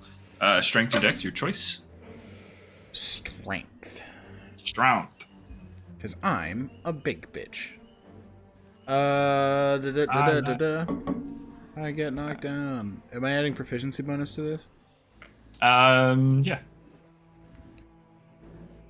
Actually, given your heritage, yeah, I would say so. Okay. One thing consistent with that kind. across the board. 19. Oh yeah, that's a hit. That is a hit. Go ahead, roll me a d4 of damage. Bitch. What are you? Actually, Cress, can you also roll me a d4? A 3. You can add your strength modifier as well. Oh! Do I have to? Okay. This is No, subtraction. you use your dex. You use your dex. Okay. Yeah. So that is actually a 7. 7. Okay. 2. Fuck yeah. Dropped my dice, but it fell into my cup. Great work, team. Oh no. Just drink it. It'll be fine. You guys also notice as you hit that, the scum that you hit, it is, as it gets hit with the salt, the damage is received, but the form of it also starts to seem to get stiff and clumsy. Like leeches. Kind of like, well, so status-wise, what happens? This creature is slowed. It's, Ooh. Hell yeah. Okay. Would it make sense for that to maybe alert Dex to where we are? I was just for a gonna say, I moment? wonder if I noticed that. yeah. Dex, I will give you that. Because, yeah. So are they within 60 feet? We Depends on swooped them. down, correct? Yeah, Finn, had that switched depends on them. Finn, I believe, can I- throw up to Yeah. 30 feet without Where disengaging. is Dex? How much is that Dex in the window? Yeah, I'm like climbing out of Dex the at the window. Do you want to move your token there? So Sure, good point. you said from there. That'd be like a I'd nice say you're slope. probably, if we're 60 feet in the air and you're in a tower, I'd say yeah. Yeah. I'm not going to do all the math, but yeah, I think so. All right. Yeah, Dex, it's like a 30 feet diagonal, but you can see him there. Okay, so I'll try to say something telepathically to you. Oh, now we want to talk telepathy. Now we do. Do you have telepathy? I do. Hell yeah. Okay. So now I will say This is going to be another silent party. Finn's like,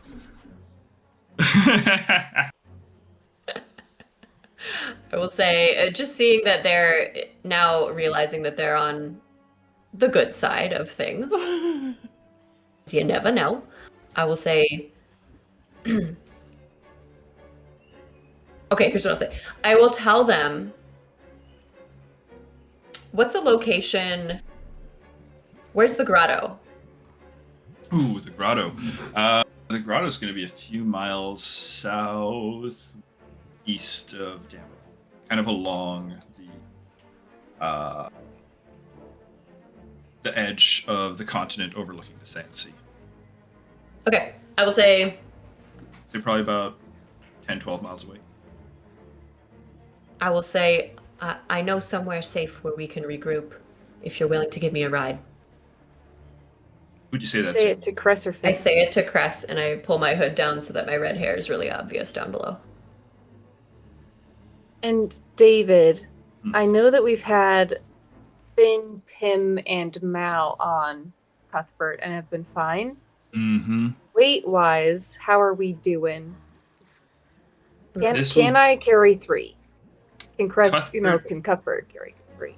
You guys can carry 3 for a short period of time, but it also is going to depend on the quality of the roll.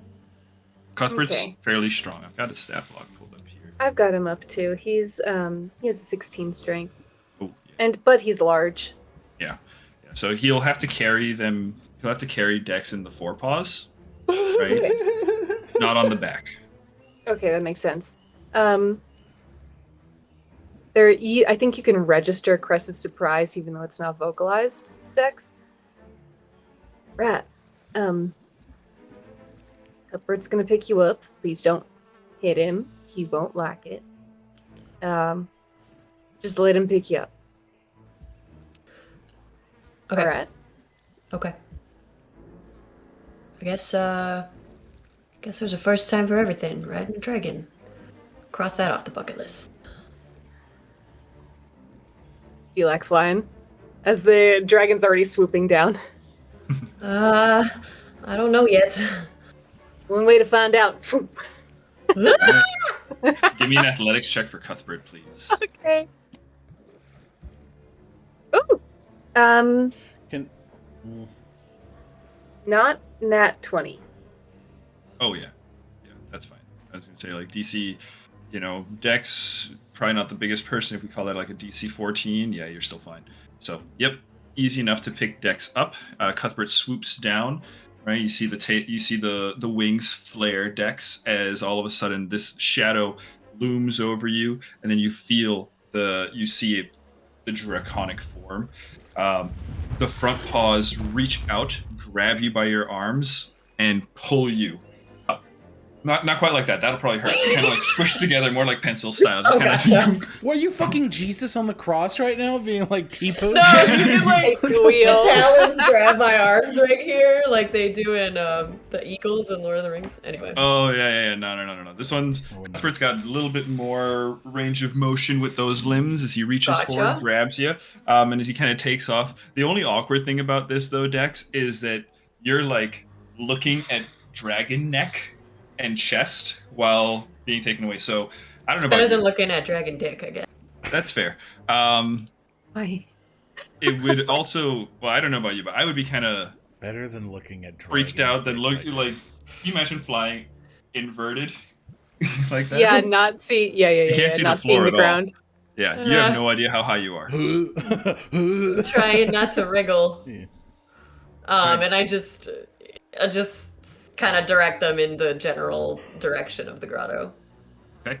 Yeah, you can do so mentally. As you guys are making your way out of here, can I get one more perception check from everybody? Or I'm still also fine if you guys want to give one person advantage. Cress, take One the person advantage. Everybody. Oh, where are you? Yeah. It's still not. Well, no, it's fine. 19. 19. 19's going to be fine because you had actually asked about this earlier. Cress, as you guys are taking away, as you guys are on the wing, moving away from the town that is kind of, again, still in the grips of chaos, silence emerges again. Silence regains its control of the town. The Kuatoa are calm. And as you look back, stepping out onto the deck of the ship, of the alien craft, kind of in that same window where you had once fought Zadok, you see a tall, lanky figure. As you are making your way away from this, I'll say it looks humanoid. Pale complexion, dark hair, in dark robes that drag across the ground. And as you are flying away, you see a hand extend, almost as though to hail you. How do you respond? There's no attack. There's a wave. Dark-haired figure. Does it look like Zadok? Roll another perception check for me. Or investigation. 14 plus 8. Okay, yeah. Doesn't look like Zadok. This individual is more masculine in appearance. Tall, lanky, kind of a gauntish face. As you're making your way around, you can kind of see slightly kind of downturned, droopy eyes, a kind of a soft, pale complexion, right? The hair is kind of brought back in almost like a dark mullet. And Gale of Waterdeep. that would actually be a pretty great. It'd be pretty close. I don't know. You guys ever watched Midnight Mass? Oh no! The priest? No! Yeah, okay. The priest from that So one. yeah, okay. That's kind of what you're. That's kind of the slimiest similar white dude on earth. Yeah. Yeah. Yeah. Essentially that. Waving back to you. I'll say, like, you guys are a couple hundred feet away, like, and moving, right? So you're up to you whether or not you respond to that hail. Stranger, do you know who that is? You fucking see. They try at to give Dragon you a Belly. mental picture. Dex? they try to give you a mental image of him. Dex, you recognize that as the leader of the town, Prana Trufan. Did he see you? Yeah, he hailed us. We need to go. All right, let's fucking skedaddle. Okay. Skedaddle commences. The four I always forget Cuthbert. The four of you on the wing, making your way out of the town of Dayril, leaving it in the midst of trying to regain control of itself. But as this individual emerged, again, Cress, you saw, all of you are aware that the Kuatoa settled, and they all kind of orient and shift to look at that individual as he kind of emerged out onto the deck of the ship. Order is reestablished in the town as the four of you fly and create as much distance between that strange town and its remnants. And I think right there's where we'll take our first break. Makes sense. We finally met Dex! All right, everybody, we are going on break. We will be back in about 10 to 15 minutes. Thank you for coming and hanging out for this episode of Unearthed Inheritance. We are excited to be back, and we are excited to have Hannah with us, and we can't wait to see where this final session on TalesArchived goes. So, we will see you guys shortly. Bye.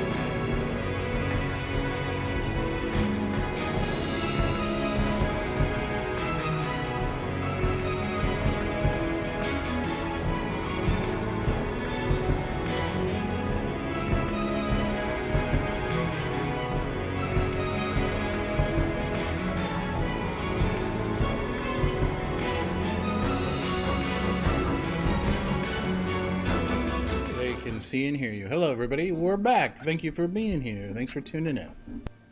I guess. All right. Okay, friends. So we are picking up with you guys now leaving the town of Damril in the wake of your rescue of Dex from the tower where she had entered.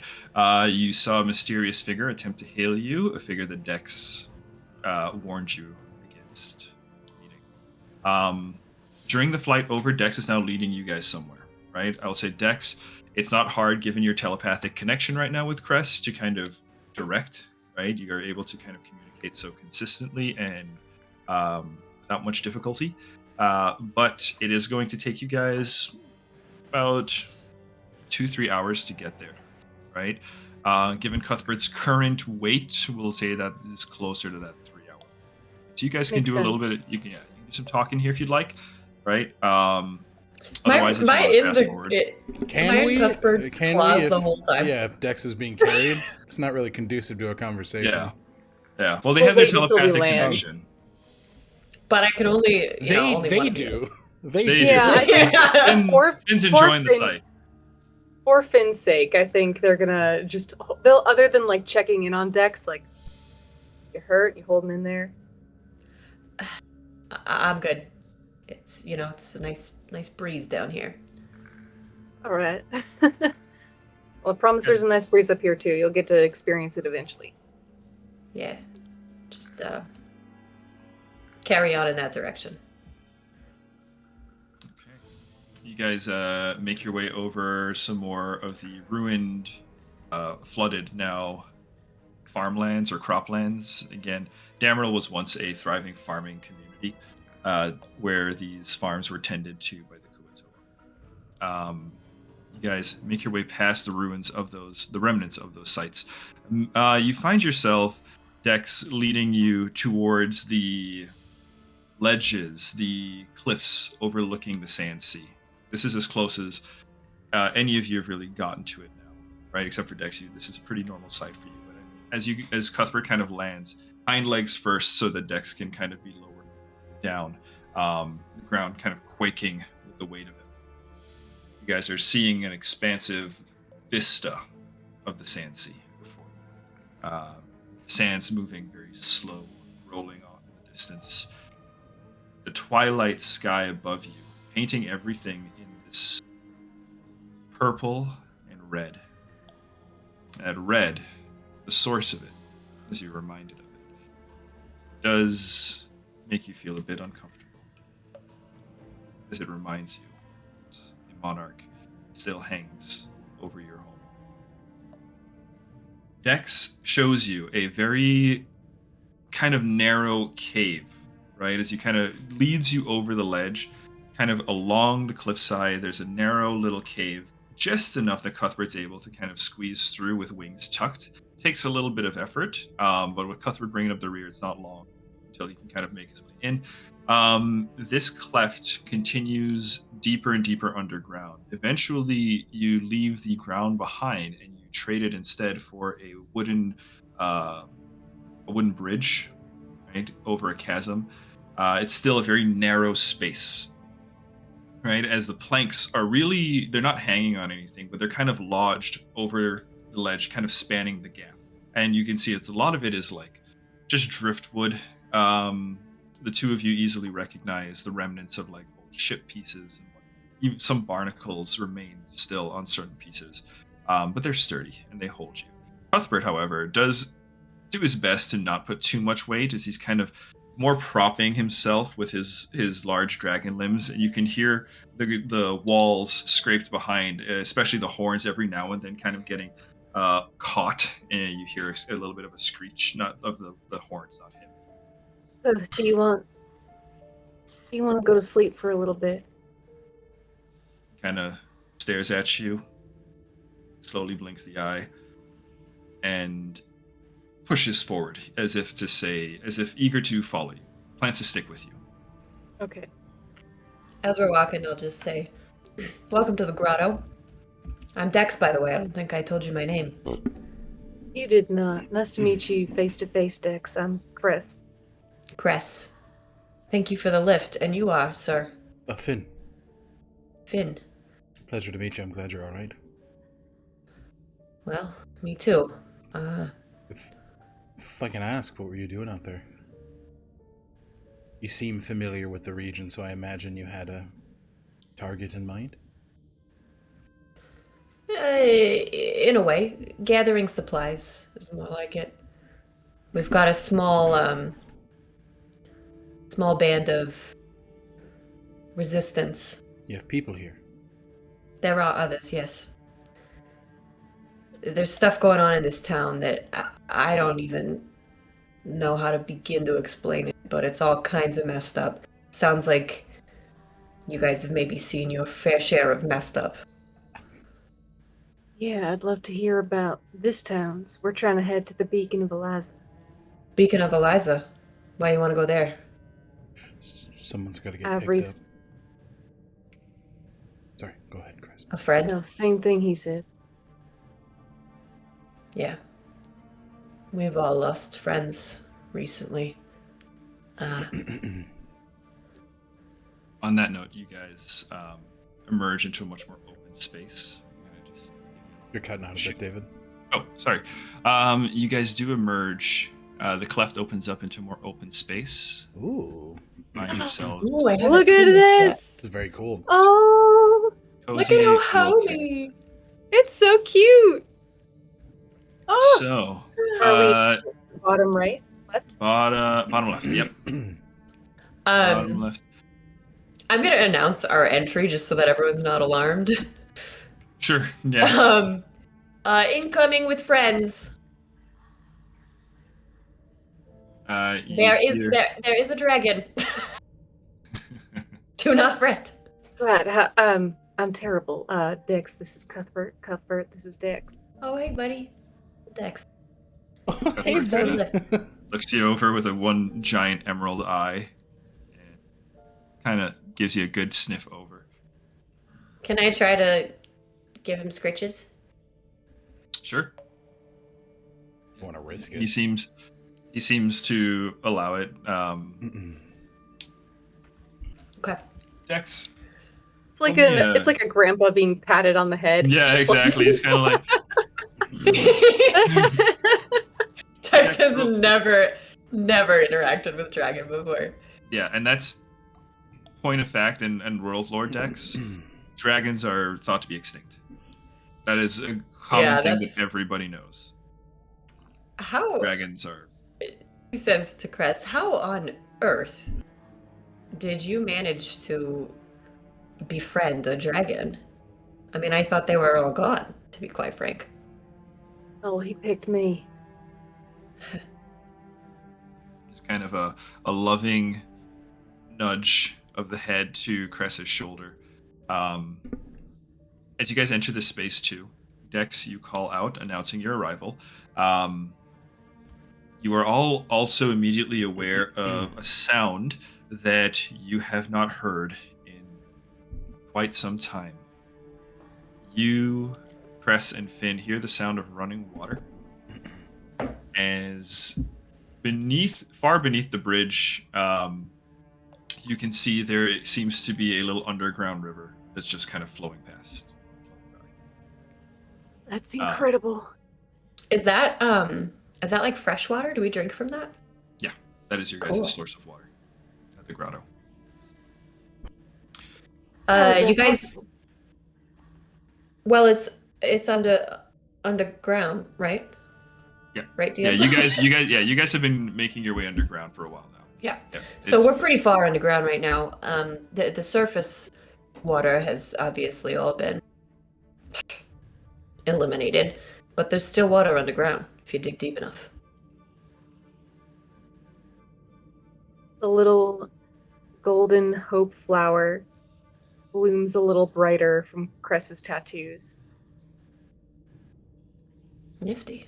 Oh, speaking of tattoos, you guys are up close now, so you can see some creepy shit on Dex's neck, where she had previously peeled off some skin. There's a big bloody gash on her throat, and below that, you can start to see she's kind of starting to like take off her collar and get comfy. You can start to see, you're not sure how many there are, but you can see probably 2 or 2.5 eye tattoos kind of going down the front of her throat. Some nice ink. Are you hurt? Oh, no, I'll be fine.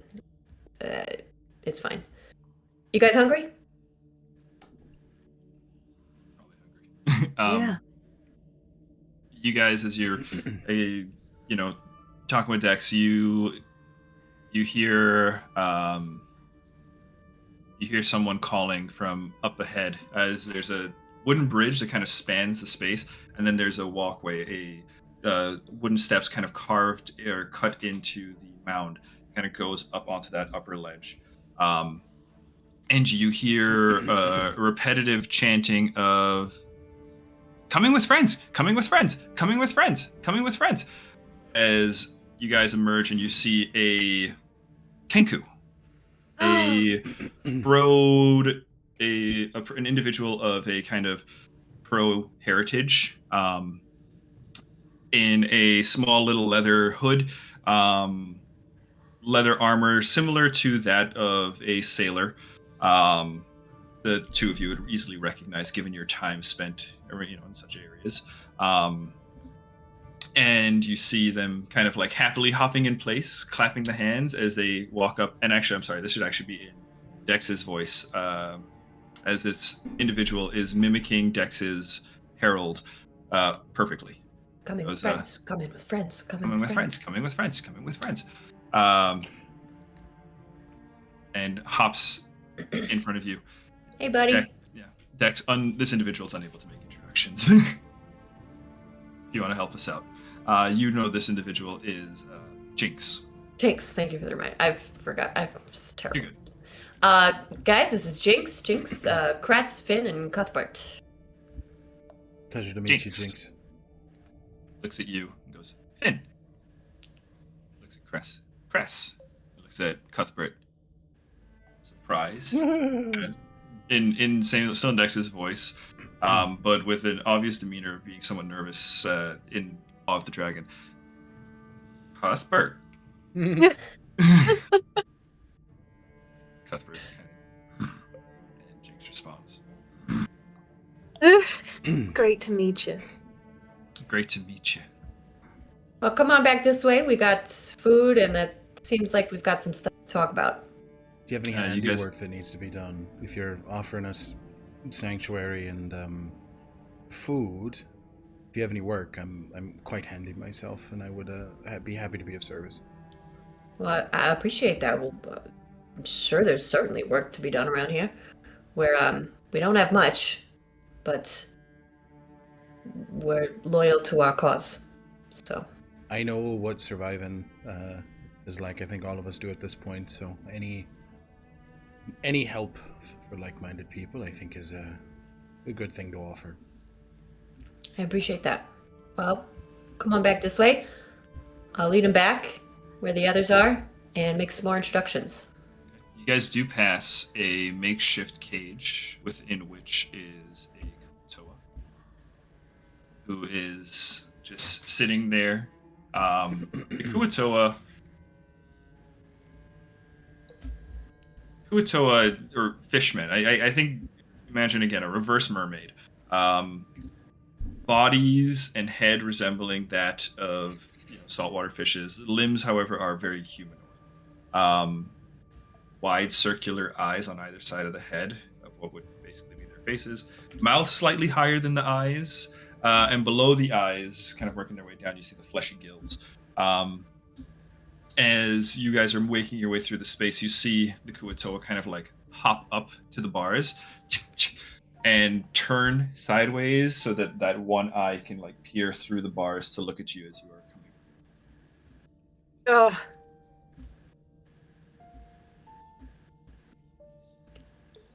I'm just gonna keep walking past it. Okay. Unless you guys say anything. Why is he trapped here? Oh, yeah. Well, so you probably noticed the Ukatoa of this town are a little bit out of their minds. Okutoa is something else. Sorry. What did I say? Keep them locked to it. Kuatoa. Got it. Kuatoa aren't really in a great state of mind right now, so we've been working on a way to bring her back. This is insert name here. Razi, thank you. This is Razi. You know that. Razi, how you doing today, Razi? Kind of looks at you. And give me an insight check, those of you. And Dex, you guys, Razi doesn't always have to be in the cage. You know, Razi normally is out and about, but when yourself and Gron aren't around and there's no one who can help or deal with Razi, if there is an event, that's why Razi is placed in the cage for the safety of everybody else while you guys are away. But now that you're home, you could, as you would probably do, let Razi roll. Okay. 15. You want to come out, Razi? I rolled 15. 17. And what were the other one? Sorry? 17. I rolled an 8. 8? Okay. Cress, you are kind of just taking in the assessment. You're doing, I would say, almost like a veterinary assessment of the individual as Dex is opening the cage. Finn, you notice Razi staring kind of in Cress's direction specifically, but what's odd is that it seems to almost be as though Razi is staring past Cress. Cress, I would say that is something that you start to pick up on as well. Yeah. Finn would lean over and just kind of point that out. It's like he's looking at you, but it looks like he's looking through you. I got a couple ideas, none of which I want to say in case someone else is looking through his eyes. Understandable. As the gate opens, Razi kind of stops looking and goes, looks at you, kind of turns the head to look at you, Dex, and goes, "Thank you, Dex," and does like a hop. The Kuatoa don't really quite walk comfortably on land, but they kind of hop from spot to spot as hops out of the cage and dips down and goes, "New faces. Hello." New friends. This is Cress, Finn, and Cuthbert. Guys, this is Razi. Hi there. How, Rosie?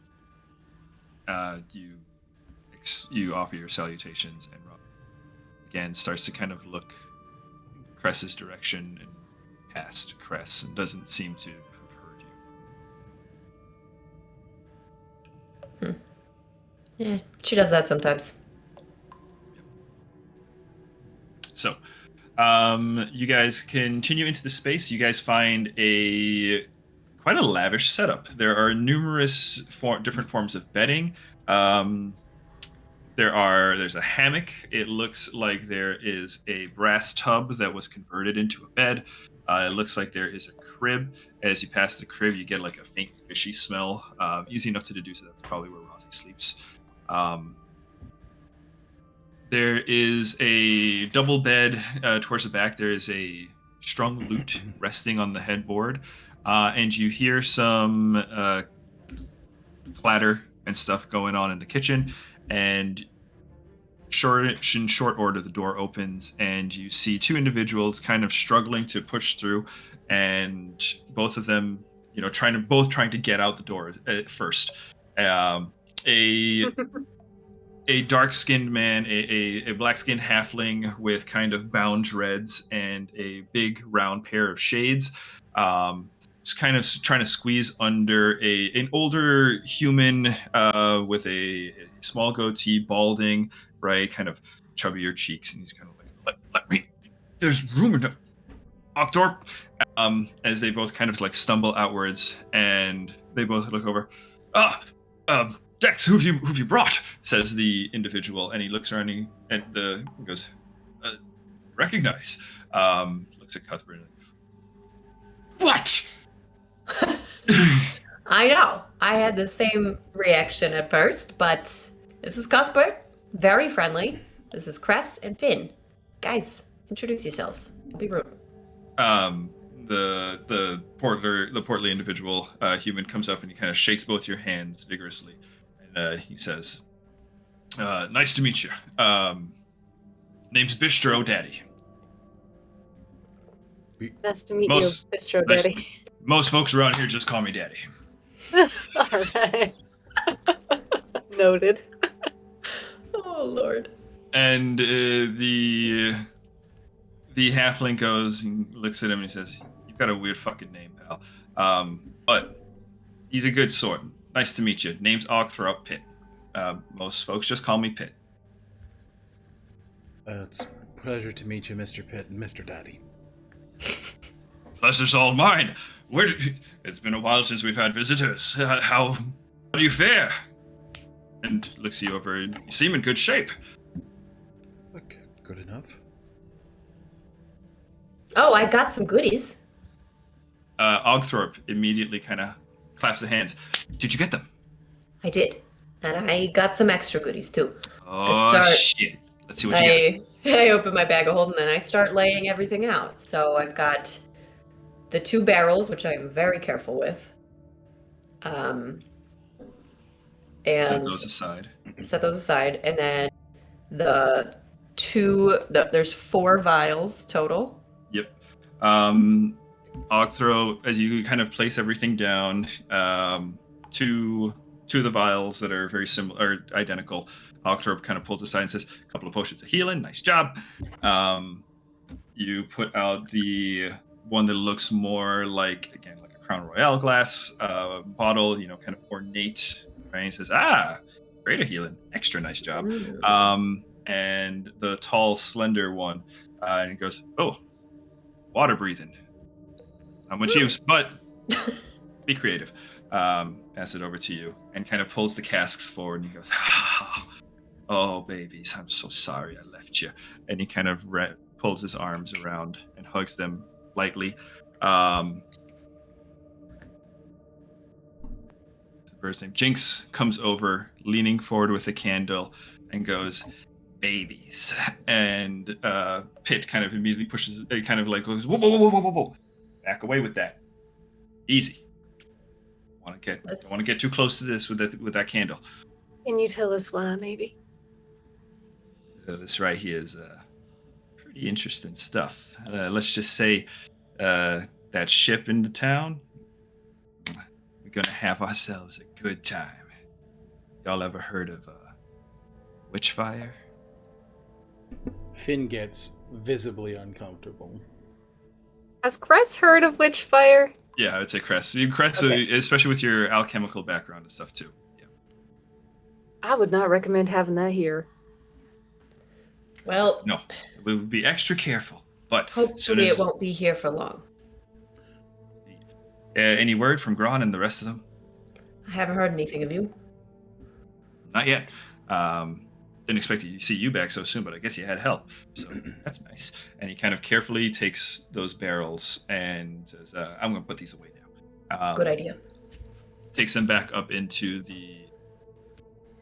there. You can see there's kind of like a wooden shack kind of built into this cave. Lifted up underneath are tons of barrels, and they're using that split level for like storage. And as you see the door open, the 2 of you, Cress, especially with your perception, your passive perception, you can easily tell it looks like there's like a kitchen, and it looks like a mess area. All right, what do you guys want? We got carrots, some looks like some stew. Anybody Oh, hungry? my kingdom for a vegetable. Carrots sound amazing. Carrots it is. I'm I not, just start gathering some stuff. Fit? not particularly hungry at the moment. All right, let me know if you change your mind. What does Cuthbert eat? Anything. Great. Carrots it is. You just get a big old bowl of carrots. They do that thing where people share with their Horse. Yeah. buddy, just biting and biting. They're worse, yeah. You guys kind Um, of sit around the table. So It's the- we haven't had much chance to talk. You said you're trying to rescue a friend here? yeah.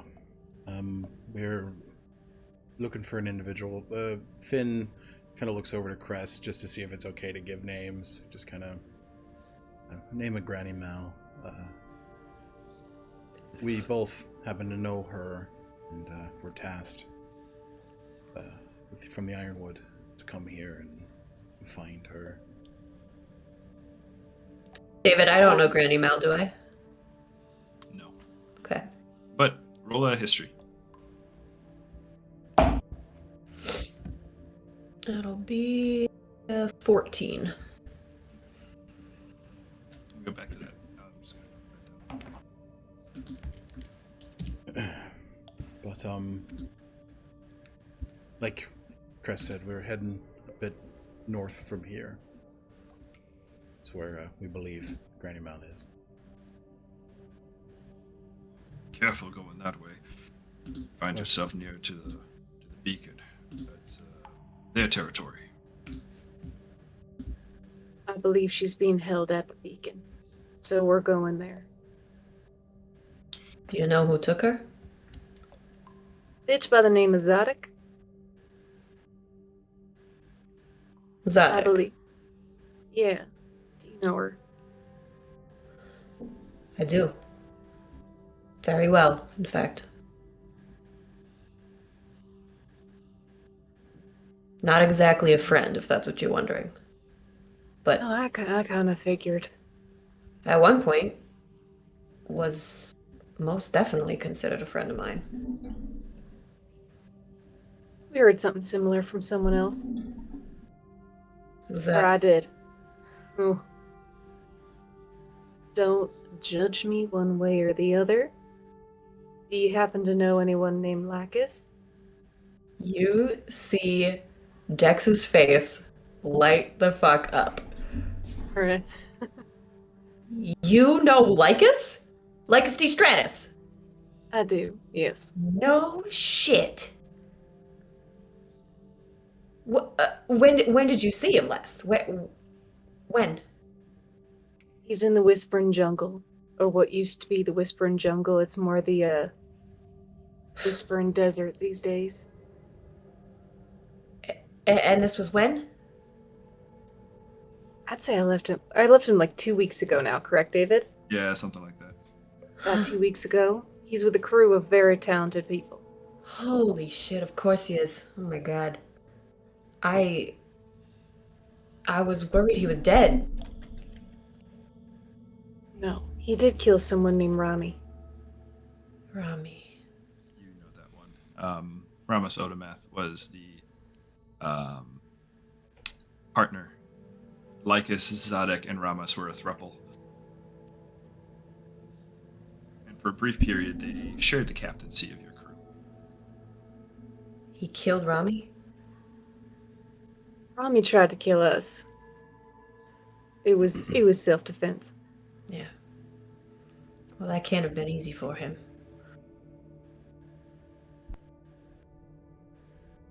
I'm so happy to hear he's alive, though.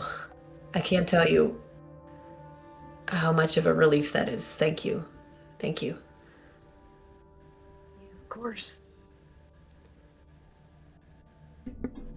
Where are you from? I'm sorry. Where are you guys from, anyway? You mentioned the Ironwood, so it still stands. That's good news. It does. It does. Hilda and Granny Elda are good and safe there. Safe as they can be. They have. Looks to you, Dex, and goes, "We've got to convince Rod. There you go. We know there's another community out there. We shouldn't stay here. We should move." You should.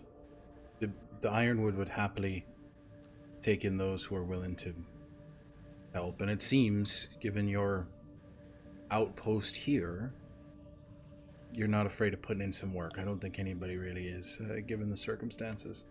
But if you do, tell him. You kind of upset the idea, but tell him Mr. Reese sent you.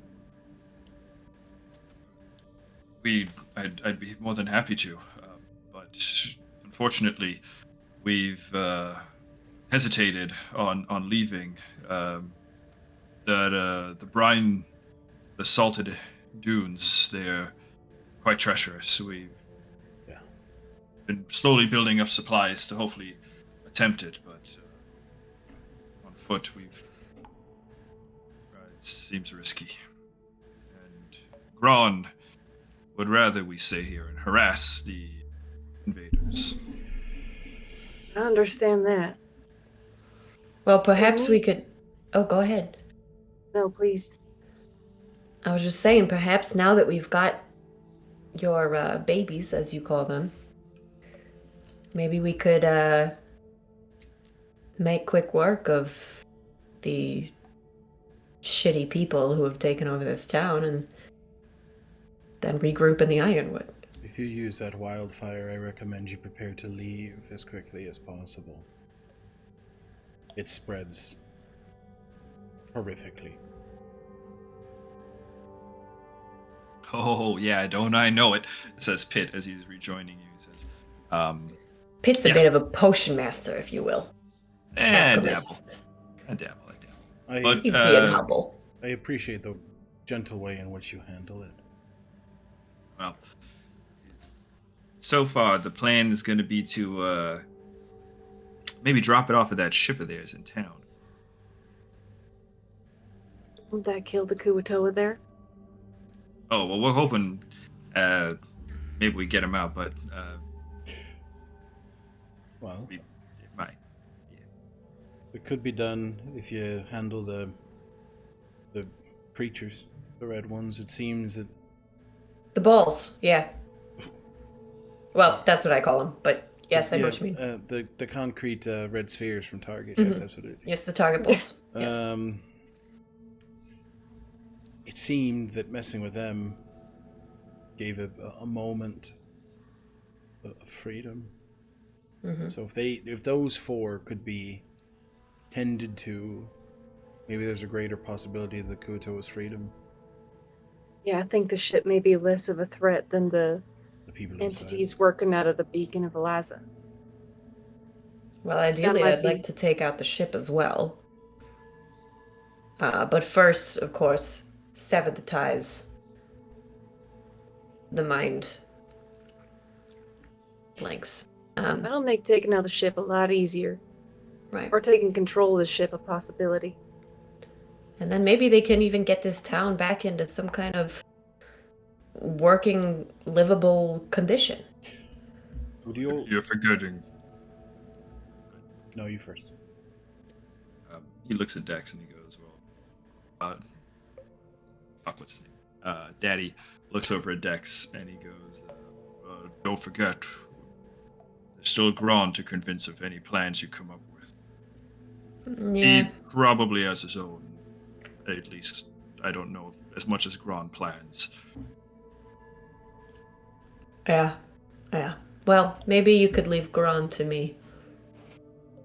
Would you all be amicable to tackling the ship after we've dealt with what we've need to deal with? Right, yeah. They've got a friend they need to help. Over at the Tower of... Alaza.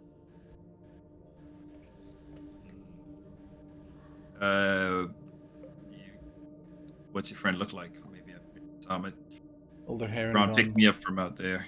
Older hair and gone woman by the name of Granny Mel. Harengon. You heard me right. Shit. Familiar. Yeah. I seen him. You seen her? Yeah, look. Same with the Kuatoa in town. They're gone. It has to be stopped. They are not gone. We just broke the concentration of that mind control. It can be broken again. Yeah, but for how long? I mean, like, if it can look be at broken Roz. momentarily, it can be broken indefinitely. I didn't break the source of it. and I intend to go to the source and break it or them. No. Look, from what I've seen, Gron, like you, thought, okay, maybe the Kuo-toa can still be saved, right? So he brings Razi out here, right? Dex, back me up here. We haven't seen any progress, right? I mean, okay, sure, Razi, no offense, but let's face it, you have your moments, right? And Razi kind of seems to not really be picking up on anything. Razi seems to kind of just be looking at Cuthbert, kind of walking around Cuthbert, who's just kind of not, just kind of, like when kids kind of mess with the dog, and the dogs are kind of like, oh, one little human, right? If you wouldn't mind my forwardness. Yeah, I probably wouldn't mind.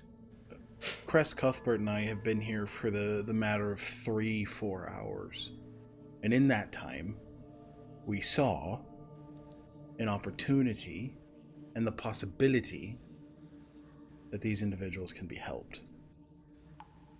I am not an individual that's going to let that opportunity go to waste. Now, I'm not asking you, and I don't think Cress is asking all of you, to come with us to the Temple of Eliza. I don't think that's happening here. But it's not a theory. It's possible. We've seen it. What kind of world would we be building if we allowed those who suffer to continue to suffer? When you know, and you can do something about it. If you're going to go to the Ironwood, that is a lesson you need to understand.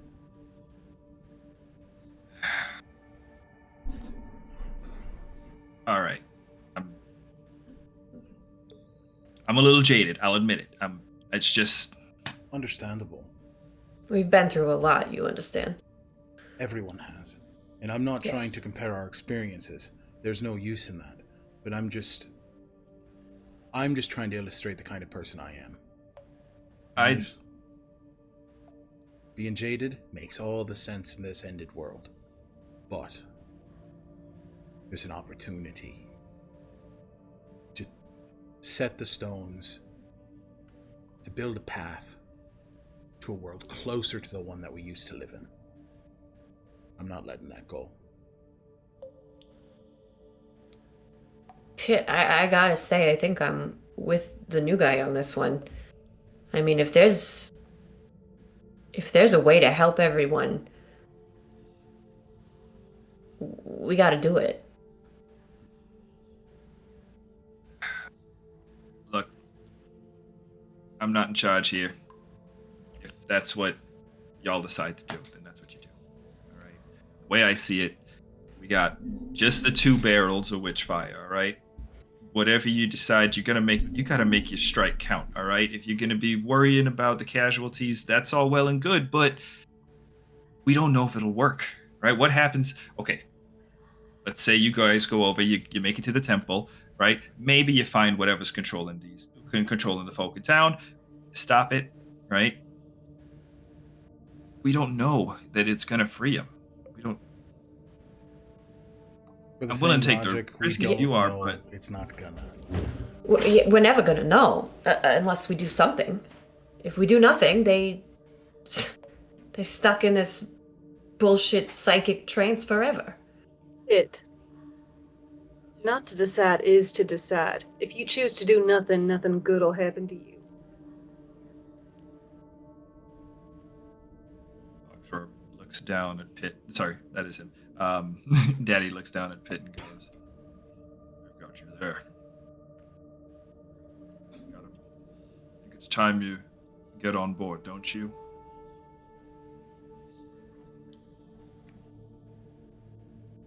All right. Let's see. You guys want to go after the beacon? Go after the beacon.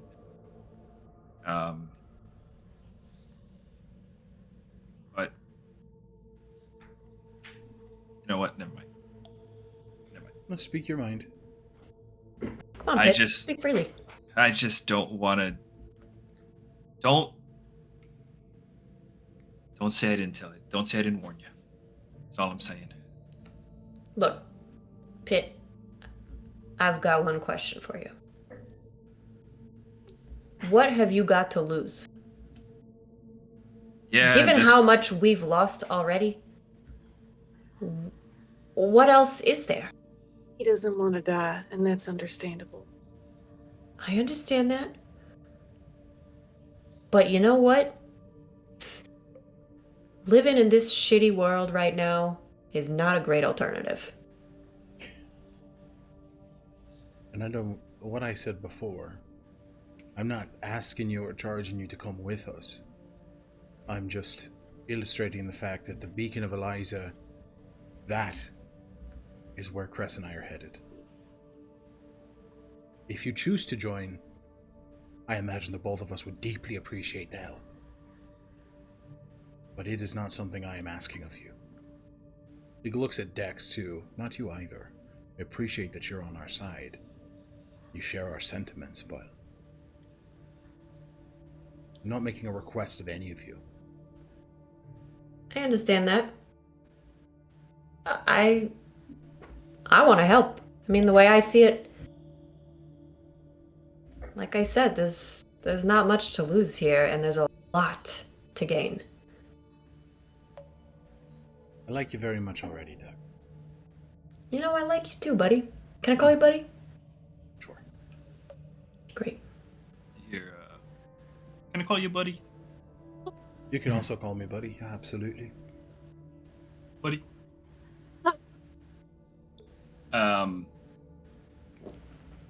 You guys are brought, unless there's anything else, you guys can absolutely continue discussing.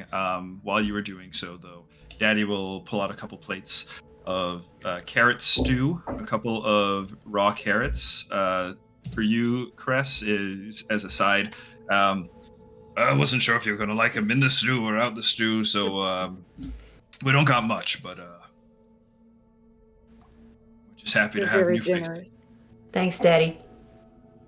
Anytime, Dex.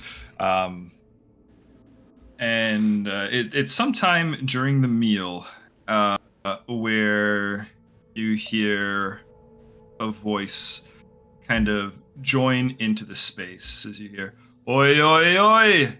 Who's that now? Is that you, Cuthbert? You bastard!" It runs forward. Cuthbert kind of picks the head up, right? Looks over, and you guys see a tall, well-muscled, athletic individual enter a male Azamar, a shock of red hair, rather unkempt, maybe kind of like hastily kind of chopped into some semblance of a style, very gruff, kind of matted beard, loose-fitting armor, kind of runs over. You see a great sword on the back, runs over to Cuthbert, arms spread out wide, and Cuthbert kind of dips the head excitedly. The tail flicks Cress in a way of, clear recognition, right? As Cuthbert is happy to see someone that he recognizes. And the two are kind of like bopping back and forth, kind of, he's like, "Oh my God, I haven't seen you for so long. Where is he? Look, where are you?" And he starts calling out. Looks around the table and he goes, "New faces, nice." Looks at you, Cress, and goes, you can see he quickly puts something together. He looks around.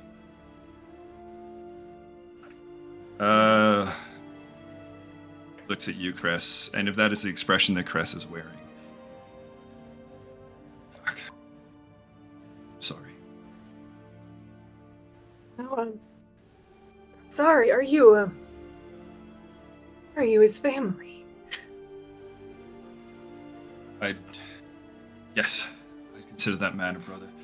And if you are who I think you are, then you are family too. And he reaches out to give you a hug and kind of pauses, offering. They didn't expect this. And I think they turn from everyone and just And then turn back around. Yes, hello. Cress. Oh, pleasure to meet you. Pleasure's all mine, Cress. I'm Gron. You're all Wish nice to meet you. Wish it was under better circumstances. So sorry to butt in here, but you guys know of each other? Yeah. We haven't formally met, but yeah, I've heard of you. But, Have I heard of Gron? You have not.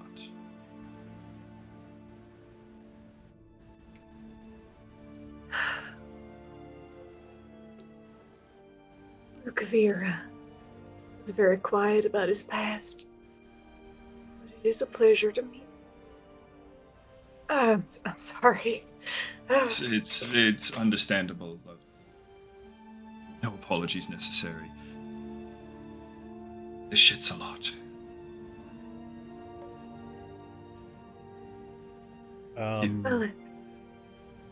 While this is happening, I think Finn will just kind of close the distance with Cress. Won't say anything, but will just put a hand on the small of their back and just allow them to know that his presence is there.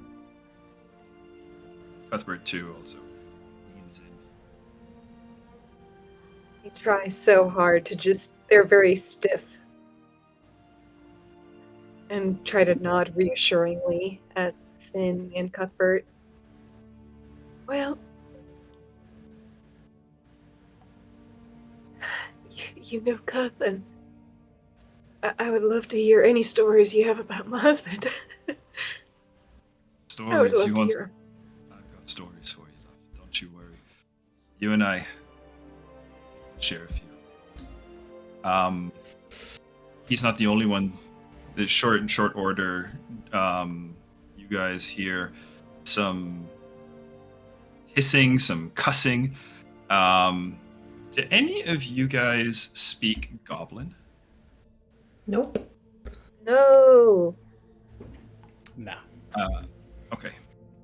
But so what you see is a tall hobgoblin woman, with kind of like an afro, but kind of bound into like two giant bobs, right? Towards the back, kind of step in. You see she's stern-faced. She comes forward. She kind of glances back and goes, Mug, get those cannons stowed away. We've got things to talk about.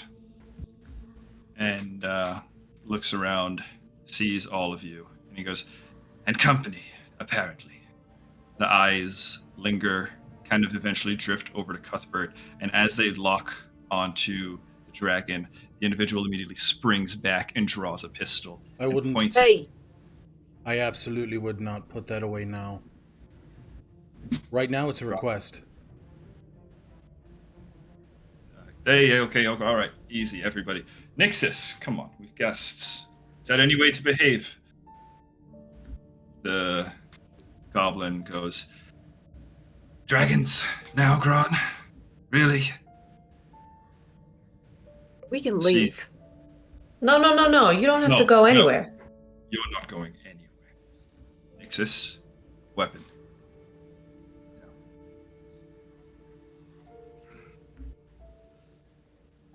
Would you rather be out there? Puts the weapon away, holsters the pistol. I think Dex is gonna just try to break the tension a little bit and just kind of go over to Cress and Finn and say, "Don't worry about him. He just talks a big talk. He would never. Her pronouns. Oh, she would never. You pull weapons with intention. Yeah, he doesn't have a lot of intention about those things he does. If she does, if you know what I mean." Kind of cuts a side eye, and as she's leaving the space, and tells Gron, "We'll get the weapon stored, and then we'll be back, finish planning." You been to Muldan Ordan? Is that what that was about? I was there when it was lost. Looks at Cuthbert and goes, I know the dangers dragons pose. You're allowed your fucking feelings, but you don't look like that at Cuthbert, all right? Looks back at you and goes, and who are you? My name's Cress. Nice to meet you, Nixus. Nice to meet you, Cress. Are you this creature's master, then? The dragons you know have masters? Dragons I know are devils. Well, he ain't. You know Verania. You see this individual who is immediately defensive upon seeing Cuthbert, and you've seen them very like a coiled snake. At the mention of Verania, the face pales. The red skin kind of goes into a more pale purple as you see, without much of an insight check, recognition. Are you allies of the Black Storm? No, I am fucking not. I am Urdu Uraka.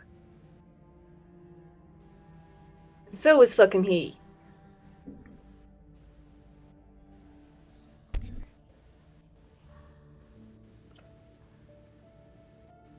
What do you know of the Black Storm, then? You seem informed, Cress? If you would not mind, please approach this with a nicer tone. And you are? Finn Reese. Another servant of the dragons. Oh my god. I feel like No. you're not listening. No one's a servant of anyone. I consider Cuthbert a friend. I very much consider Cress a friend. Now, no one is the servant or master of anybody. Now please, I understand that we are in your domicile and I respect that. As Cress said, if this is the way that we are going to be treated, I'll happily leave. I like you. Gron says, no masters or servants here. Nixus, you know that. We agreed on that. Leave your conquering host bullshit at the door. It's heavy. Nixus kind of raises the head proudly. Goes, fine. I will keep peace. If it does. Will.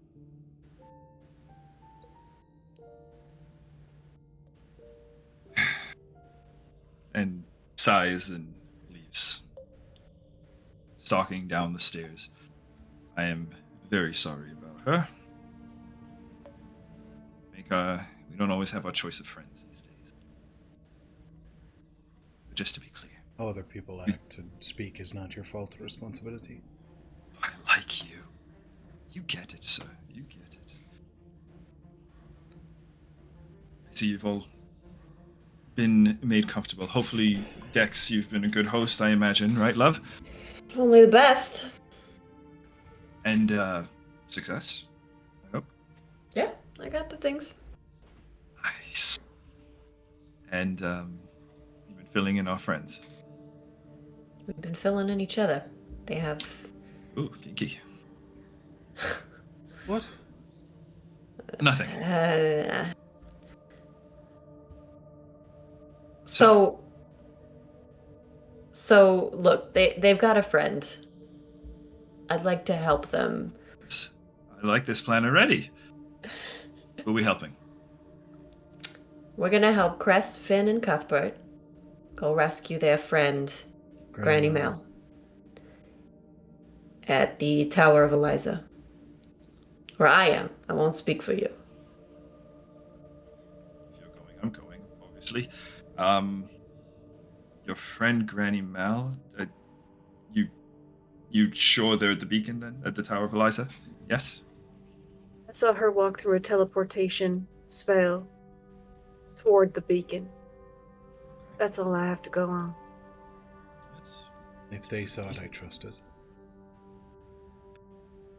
Well, you should know then, the beacon is a rather dangerous place to be. I would say there are probably 3 areas in our given vicinity that you'd want to take caution at, and that is certainly one of them. Where are the other 2? I'll show you. Pulls out a map of the area and points to, points to the town of Damrel. This town is where they're fixing the Nautiloid.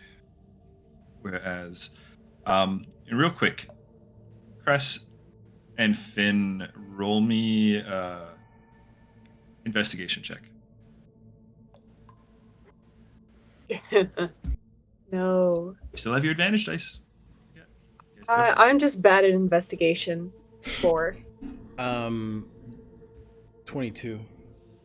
Finn, with a 22, Yep. he casually, just offhandedly says the word Nautiloid. You've not heard anybody call it that yet. So they're in town. That's quite bad. We don't want to go there. Points to the beacon, the tower. He says Tower of Eliza. That is also under the control of Prana. Actually, I believe that's where that Zodic woman, your friend Zodic, has been residing, Dex. And over here, kind of pulling off the map, off the shore a little bit, kind of out in the water. This map would have had the coastline as it was. It says, right around here is what we call the Black Reef. That is, based on our reconnaissance anyway, where they seem to be storing a lot of their prisoners. Oh. There's some ruins there from ancient times. An old place called Damara, for those of you history buffs. And it seems that the Church of the Crimson Circle have decided to make that the place where they're going to keep the ones who disagree with them. Any dissenters get stored there. That's What where is you'd the like church? the Church of the Crimson Circle. That's what they call themselves. That's what Prana has decided he is going to call their little cult. Prana is that gaunt fella who hailed you on your way out. Good to know. Thank you. And what do they worship? Points upwards. All the way up. Monarch. They view Prana as some sort of head priest of this church, and as for Zadek, looks to you, Dex, and says, basically say she's something of a prophet or something? Something like that, yeah. Things are kind of fucked around here. But we have our moments, don't we? We've been picking up who we can, saving anybody we can, trying to liberate others as we can, but it's been a bit slow going. There's hope. The Ironwood is safe. It's got a thriving community. The Histaeria Empire is just to the south of the Salt Dunes. They're looking to reclaim their home. Potential allies there. So things aren't quite as hopeless beyond the dunes then. That's been the big thing keeping us here. That, and we're small now. So as long as we keep the ones who don't do the fighting at home, it's kind of fun to fuck with them once in a while. But we have to be careful about what fights we pick. Right. So, on that note, these 3 key areas, let's figure out how we're going to approach them. You said you've seen... Sorry. No, go ahead. I think Pitt said that he saw Granny Mal. Whereabouts? If he's seen it anywhere, it's probably here. Points to Blackreef Prison. Or Blackreef, it says. Probably in prison there. That's where most of the non-Kuatoa are stored. The Kuatoa seem very receptive to the messaging of the Church of the Crimson Circle, but others seem they need persuading. And I think that's where the persuading happens. And that's where you've seen her, Pitt? You've gone there? Yeah, that's where they rescued me from. Looks over to Gron. He says, yeah, I'd seen him moving around, but I'm imprisoned. That's why I'm telling you, that's why I'm telling you, there's not much left of your friend, all right? She basically works for them. Not right now, but there will be. No one's themselves when you're being controlled. Exactly. So how do we sever the control? I mean, it looked like those what did you pour on those balls? Salt. Salt. It hurt him. You clever motherfuckers. Everyone went crazy. It was all Cress. Well done. I mean, if we can take out those things, perhaps the mind connection would be severed. I have a feeling that we're gonna have to get rid of Prana and Zodic. Highly recommend that. They are the top of this little order that they've got going on. So if you want to go with the classic snake and head, sorry, I'm off the center of the mic there. If you want to go with the classic snake and head analogy, then directly identified the two heads. But getting to them is not going to be easy. But Prana beckoned us, didn't he? I mean, you specifically, Cress. Yeah. Did you recognize him? No, but Zodic knows me. My condolences again. It's alright. I spent a few months in that fucking Nautiloid. As you called it. You've been in the Nautiloid? Yeah, they have a bunch of tanks they keep people in. They captured me and my friend Mania. Can I get some insight checks, please? Oh my Him god. at advantage. Dex at Sorry, advantage? not Dex at advantage. Me at advantage? You at advantage. 7. You've grown. I give Cress an inspiration point. No, I think it makes sense. I think they're in a spot. It's just a 9. Just a 9. And Insight? Finn? Yeah. 19. 19. Finn, you're the only one who kind of clocks it. He's immediately concerned, looking at Cress now, almost with an eye of assessment, like checking them, and you can tell he's Trying to see if they're under the influence of the monarch. That'd be a fair assumption. They're of their own mind. Okay. From what they told me, they had a pretty good escape plan. It's kind of gross. It worked. I'd love to hear every moment of it. Seriously. But you spent months on that thing, and you're fine. You're sure. I'm not going to pretend that a doctor's diagnosed me. They kept me in a tank, unconscious. I think that they had plans for me when they got here, but we escaped before them. I'm gonna cast Detect Thoughts on Cress. Surface thoughts. What do I roll? You only surface thoughts are Oh yeah. Yeah, but- Surface lots. They are remembering their few moments of consciousness on the nautiloid when they would kind of open their eyes and see this small space fade back out, and they were living primarily in a dreamscape. I think you get flashes of seeing them.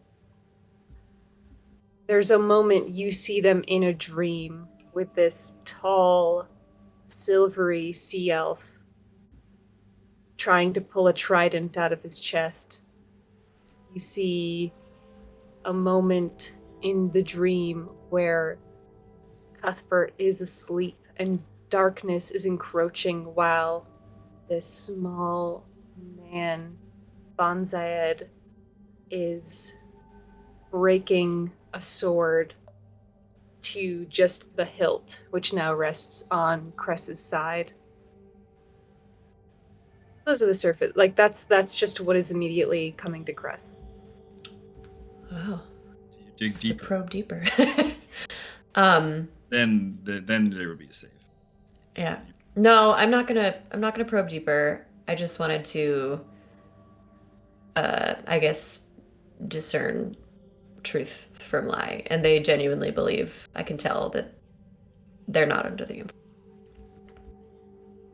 I'd say also on the surface, you would see the moment where they turn into a badger and started burrowing their way through the nautiloid, and you'd see them using the neural pathways as a lightning gun. Well, that's disgusting. Great stuff.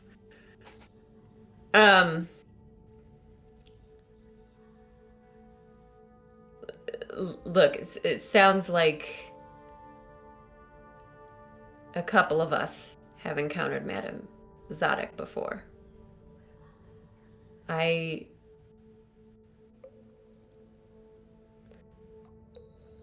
had the pleasure of knowing her before she turned into what she is now. You know how she turned into what she is now. Well, in some ways. I don't know all the details, but I know the general journey that she took.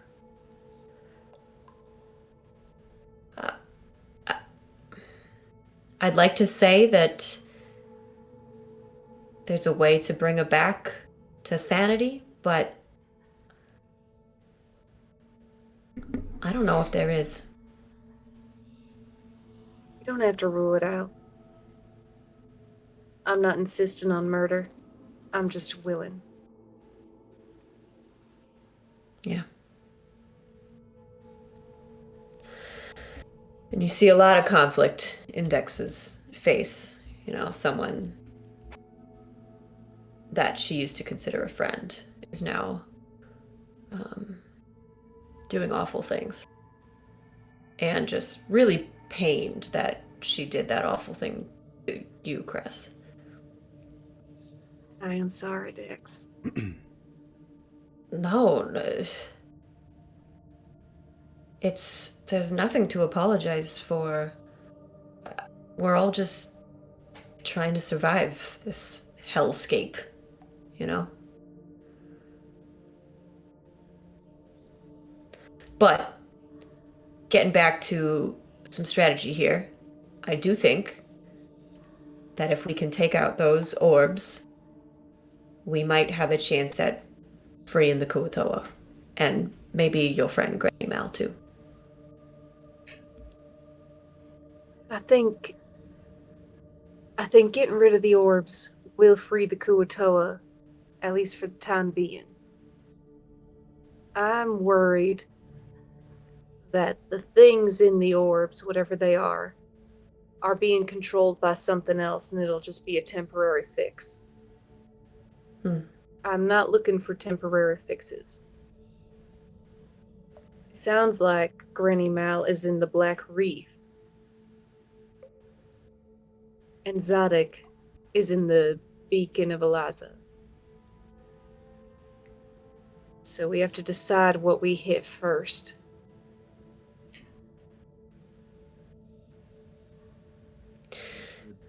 Could always hit more than one. I don't think they'd be expecting that. I can take Nixus and Mug, Dex. Bring the old band back together. We take one of the strikes, and then Cuthbert and Finn and Cress. Or Dex, maybe you go with them. Got the goblins. Yeah, I mean, whatever's most useful. But what about the Nautiloid? That fuckface Prana is still on. The other thing we need to consider is how long it'll take them to actually repair it, because they are working on that. You're getting And quiet, David. I'm sorry. The other thing we need to consider is how long it would actually take them to repair the fucking thing. Well, if they're all working in unison, imagine that they're getting closer and closer every minute. Yeah, it's not gonna take that long. Maybe. If we take out Prana, it'll bring Zodic to us. There's a hope. There's an idea. Lure her to us. And if we have that vessel, we could get to the Black Reef a lot faster. I'm not sure about driving that thing. You've been inside, but maybe you might have a better idea, but I don't know. It's pretty disgusting, I'm not gonna lie. Give I've been Cuthbert on a it. break. Haven't I, David? Dex? No. Didn't I sail on it? No. No, you sailed on a different ship. Different ship. Okay. Not the Nautilus. Never mind. There seems like a real poetic justice in crashing that fucking thing into their head of operations, though. I mean, yeah, it's like I want to watch that fucking flesh ship burn. 2 birds with 1 stone. Like that. Yeah. Sounds like we've got some options here. Well, it's probably getting pretty late. Maybe we rest on it and we think about it. We solidify the plan in the morning. Let's be decisive. We sleep now, we get up early, we strike. Right. Down to business. I like it too. I don't have a lot of time. Yeah. David, where am I supposed to meet the sea elves? You're supposed to meet them. I believe it was just in the town of Dameril. Okay, on okay, so June that would be the 6th. right place. Yeah. I think that's a fair idea.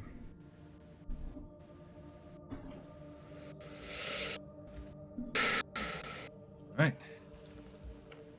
Well, I don't know about you all. I'm pretty sure you've all had something to eat. I imagine Daddy's pretty good about being a pretty decent host. Oh yeah, he made us the carrot stew. Famous. Ah, Daddy's best. if he has any left. But you're all welcome. Absolutely, make yourselves at home here. And listen, if Nixus gives you any sort of shit, just quite I sorry. wager Nixus's fears are fucking valid. She knows Verania. You see, give me another insight check here. Natural 20! Hey! That's fantastic. You see a pained look briefly cross the otherwise kind of carefree face. This individual seems to be very. When you first meet him, he kind of low stress, kind of laid back, but at the mention of Verania, see there's a brief moment of maybe disappointment, maybe a little bit of fear, something that clearly confirming the existence and knowledge that this person has, Verania, and clearly a history of pain behind there. And he goes, yeah. I have reason to believe my friends are pursuing her now. There's hope. Friends are pursuing a dragon. You keep nice friends. Like us? Yeah, Lacus. By the way, hey, Dex. Yeah. Why is Lacus wearing a cloak of Tiamat? And this also, with you riding that previous 20, like, Gron really leaning in. I'm sorry, did you say a cloak of... He's wearing, a robe of Tiamat. It's You're sure hunting dragon or helping dragon? It could be very different circumstances. Sounds like a pretty It's- tone-deaf message to me. They I said start to describe it. Lycus did not have that cloak when you knew. No, but what's his name did? Who? Didn't he get it from? Lycus got it after he was mutinied. Okay.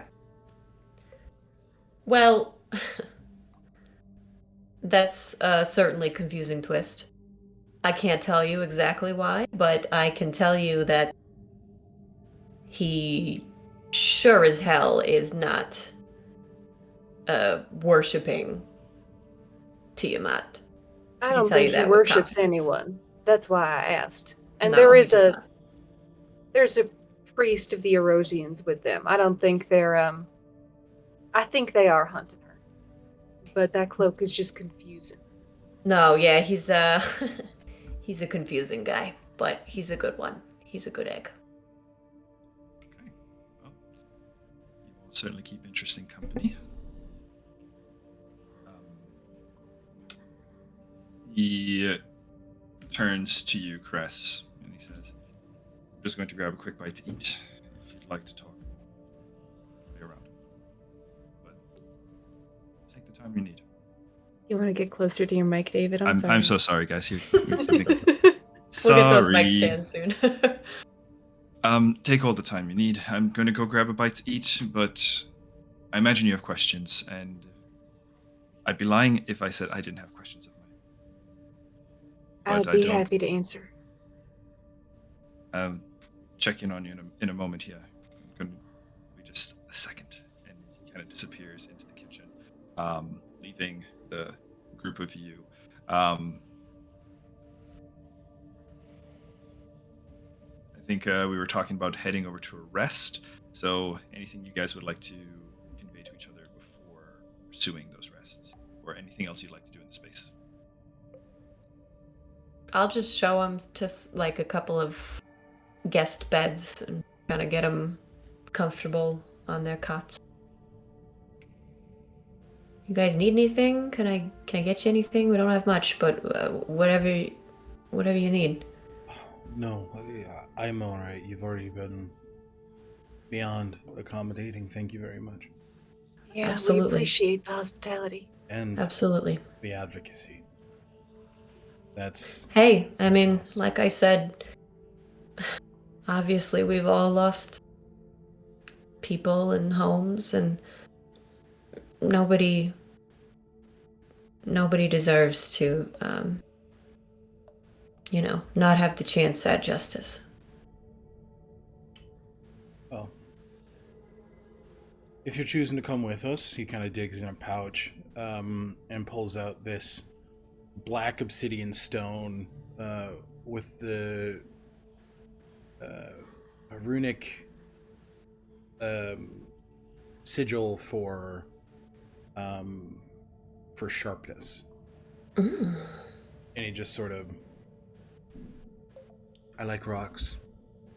And I like ruins. So, if you're coming with us, it's a little token from me to you.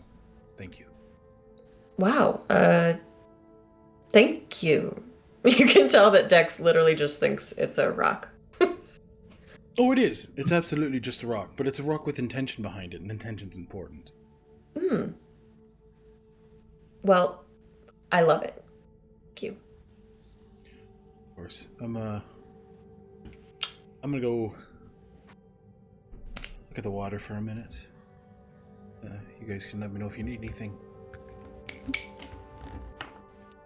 Can Finn... Nope, I'm not Finn. Can Cress insight check Finn? Yeah, between you guys. Yeah? 15.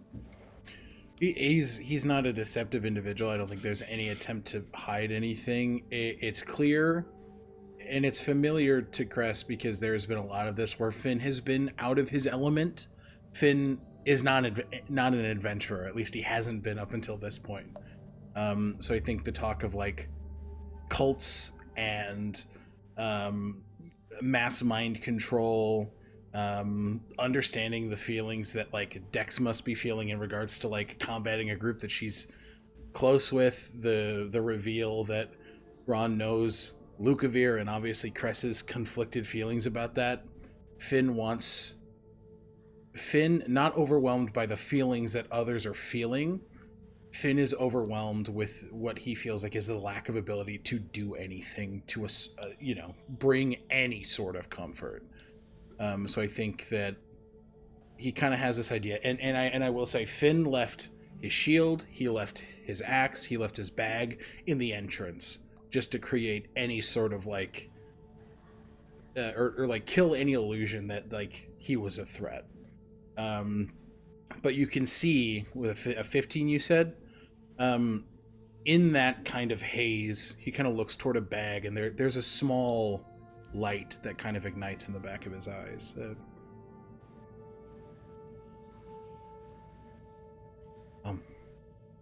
ahead. Sorry. You want to be alone? I have something for you, if you wouldn't mind. Just this whole conversation, and particularly the mention of the witch fire, made me think of an experience I had where the world went to shit. And I'm sorry. no, I'm finding hope in it because I realized why I hold you in such high regard. I met a druid, and he starts walking. If Cress chooses to follow, is up to them. Yeah, they will. Kind of explains the events behind Burngarter and describes Chive and the two of them working in tandem to quell fire that was like encroaching and managing to do so fairly successfully. I met Chive and I met you, and like I know you felt it, but I was immediately comfortable, and like I recognized why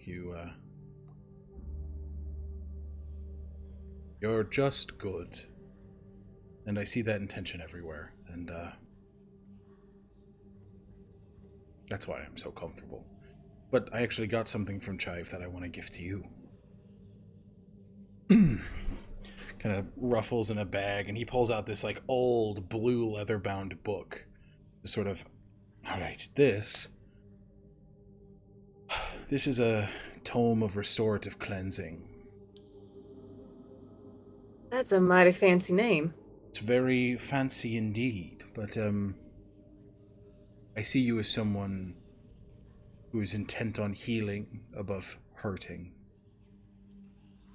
And that is a sentiment I share very deeply. And this tome just gives you the skills to do so. So I gift it to you freely. Sure you don't want it. That's something you care about too. I'm sure that it is going to be better served in your hands. And like I said, knowing that it feels like I hate fate as a concept. It feels like a shackle on what is free will, but I can't deny the fact that this feels like a little thread of destiny. Chive handed me this book, and meeting you, someone who makes me feel a certain, similar degree of safety. It feels like it's yours. It's not mine. Cress holds the book, just sort of feels it, and the connection that it has to Finn's past. I've never felt this safe around someone so fast, you know. Never. He kind of just closes the distance a little bit and just... I'm both sorry that that's been your experience, but I'm glad you're feeling that safety.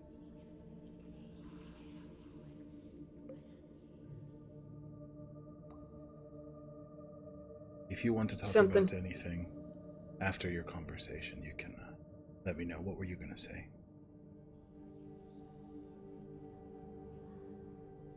Something about the end of the world that makes you look hard at people. And I see a good man.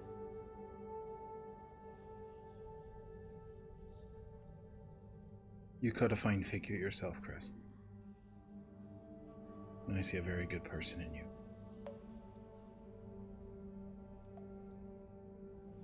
It's easy enough to say I'm a bit out of my element. I'm learning to be an adventurer, but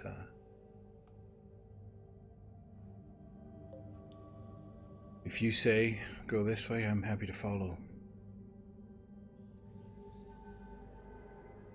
Take to it like a fish to water. Kind of looks down. I have half a mind to jump in and just take a swim. Oh, me too. Me too. Maybe later. Maybe later. Thank you for this.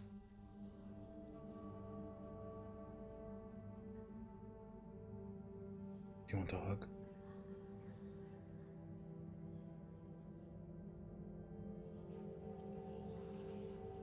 Yeah.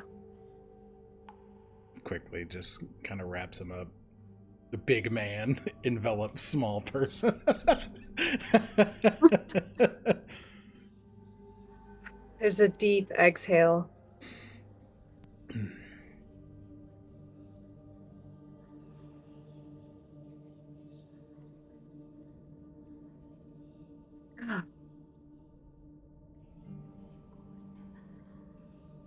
God, I hope it gets easier. I do too. I'm gonna go find Ron. Hey. Good luck. Kind of looks at the stone. Squeeze that in times of need. It's magic, you know. I hold it tight and I don't let go. I just like gripping the magic of the rock. It's a rock. Finn. It's not a boulder. It's a rock. Finn will just kind of nod, offer a smile, just a last fleeting moment of comfort, and then he sits by the rocks and just stares at the water, fighting off his demons. Nice. Beautiful. Okay. Dex, anything you'd like to do? Otherwise, hop over to Cress.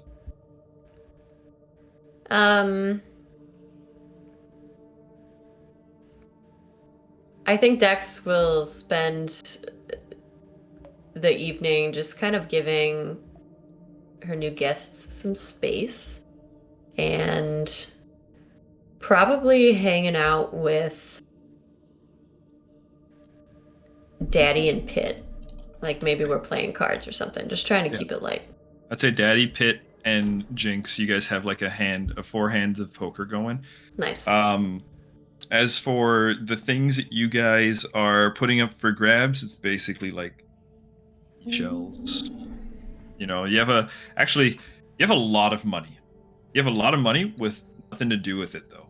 So yeah, you can trade your money around. Meaningless coins. Yeah, you got a few platinum rolling across the table like it's nothing.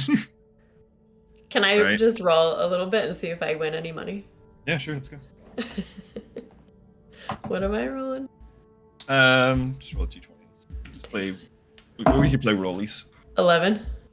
Can I argue that she would add her dex if she wanted to cheat? Oh, yes, absolutely. Yeah, you can add your sleight of hand and shit too. Yeah, absolutely. Oh, sleight of hand, excellent. Yeah, that'll be 19 then. Okay. Yeah, you're cleaning up. You're doing very well. Sweet. You're doing very, very well for yourself as you're collecting a lot of. I'd say you collect. Let's use this thingy. Let's see. Okay. 188 gold. Whoo! Hey, baby. 188 gold is what you managed to collect. Um, That goes right in the bag of holding, and I flaunt it to all of them. Ogthrope is just kind of like throwing the cards on the table, and he's like, every fucking time, right? And then there's Jinx kind of across the table also going, every fucking time. And Daddy is sitting there going, there was a time I'd actually give a shit about losing that, but have it. Well played. Okay.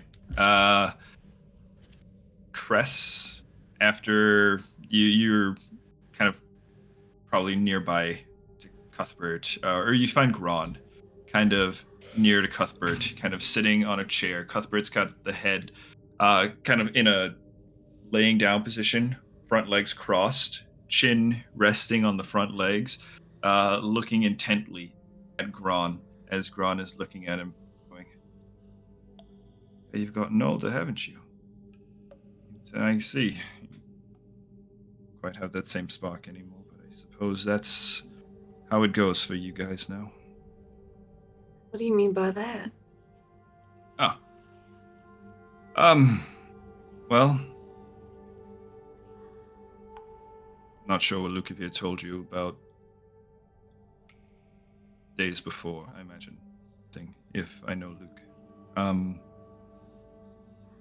Dragons are having a bit of a difficult time even before all of this.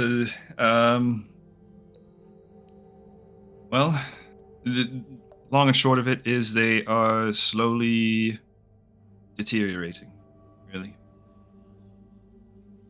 With each passing century, they grow smaller.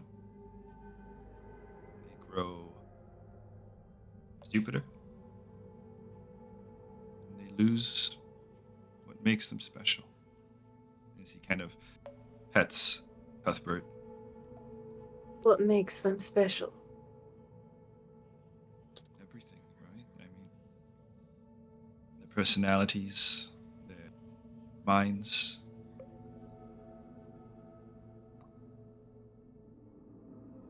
Very protectively, Cress just leans against Cuthbert and says, "You're fucking special. Don't listen to that."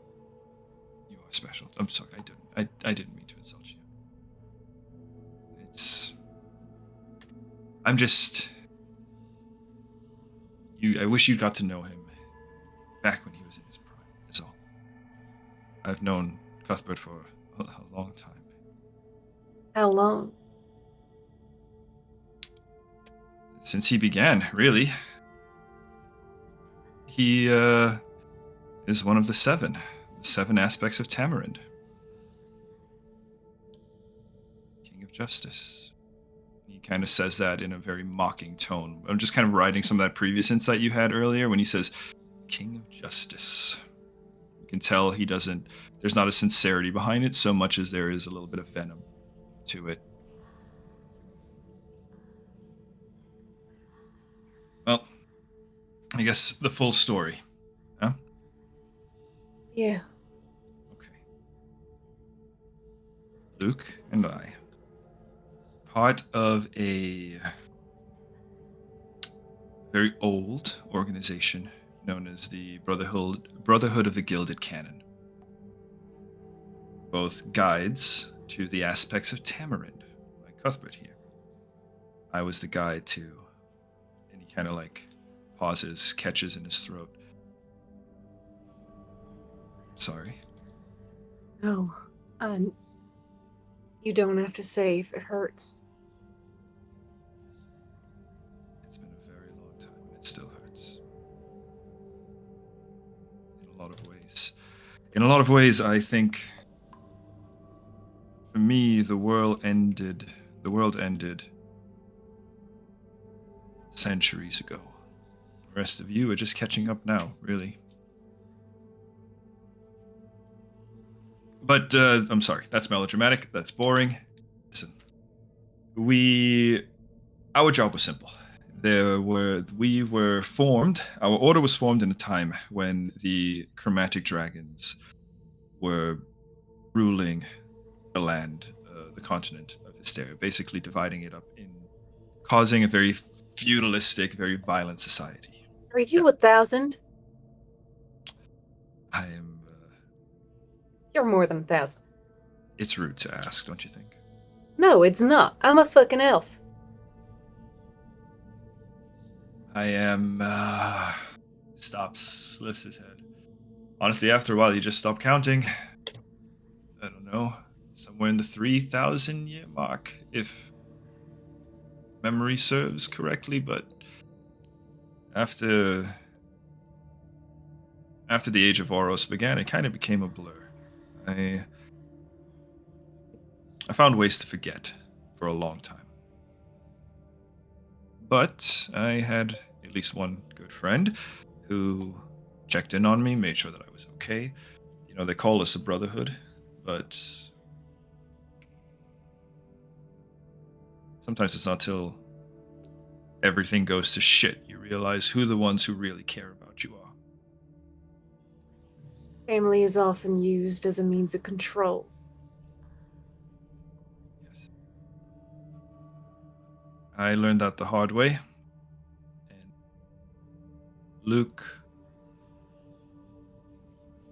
I think Luke learned by example after seeing how things went. He decided he couldn't deal with the Order anymore. He decided he was done. He was done fighting their war. He was done fighting wars for things he didn't believe in. And, well, the canon, it's a difficult organization to leave. We're a very small group, and after Lukavir left, decided he wasn't going to look back. I suspect, probably, if anything, if you were wondering this entire time why he never told you, I suspect he aimed to forget. As long as we've lived, he probably meant to. He probably assumed he had time.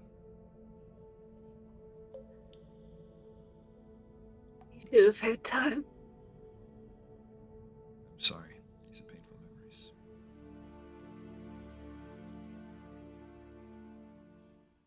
He was. Do you want to know what happened to him?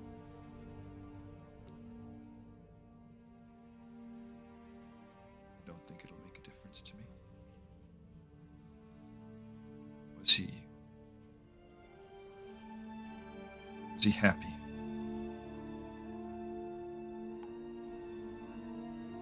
He was himself. He was happy. Then he became something else.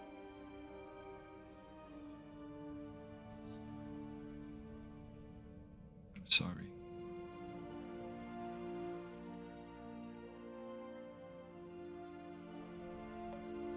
You don't have to linger on it. He kind of extends a hand to you. They take it. Cress, as he extends the hand, it is his left hand. In the center of his left palm, note a black mark. They open up their palm and show theirs. He kind of looks to yours, looks to his. You've made enemies.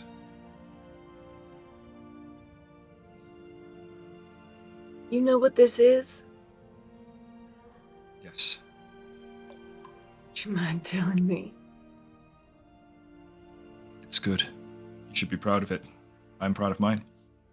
It means that we are irredeemable sons of bitches. It means that the monarch decided we are beyond its control.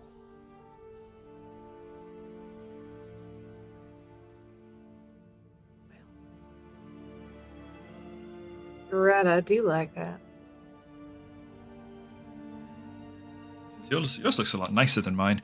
As he holds up his hand, you can see his is not quite like yours. Yours is more of like a tattoo you never wanted. The skin is still kind of very much intact and normal. His looks like a brand. You've seen your background is enough that you can tell it when you see it, right? You can see the skin is scorched. That is a little present from Dex's friend Zadok.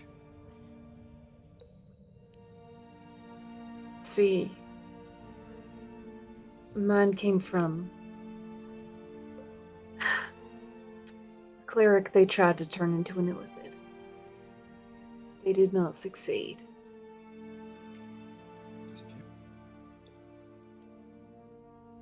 I don't know why they didn't succeed. We did end her life. Probably a mercy.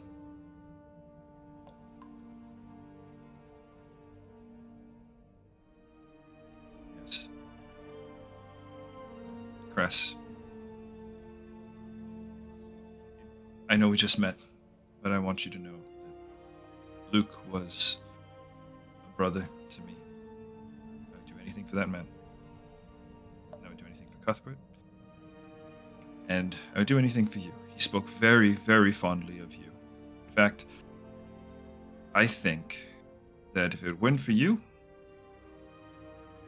who knows, I'd have ended back up at the Brotherhood.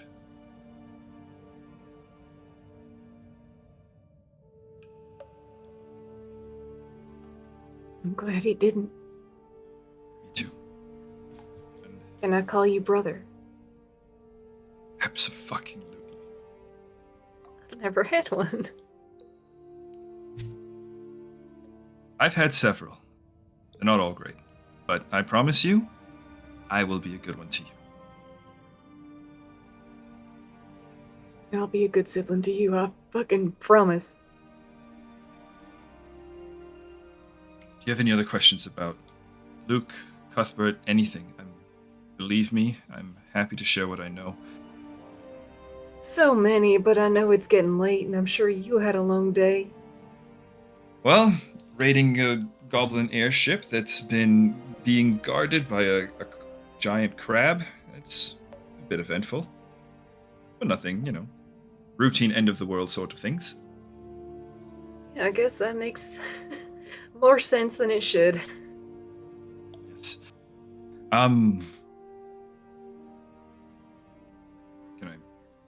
It's not too much. Can I show you something quickly? Yes. I want you. I'm just curious about something. So humor me. Do me a favor. I want you to press your hand to Cuthbert's nose. Hey, bud. Cuthbert kind of looks to you and kind of leans forward. You press your hand. He says, and I want you to open yourself. Imagine that. Remember the first time you ever flew with him? Oh yeah, I stole him from Lukavir. Okay. Fucker. I want you to remember that feeling. I want you to pull on those. Feel that first time you felt your heart in your throat. They do so. I remember soaring straight upward. More Cuthbert's doing. I think that first time Cuthbert did it more to tease Lukavir than anything else, letting someone else ride him and take the skies. They hold on to that feeling.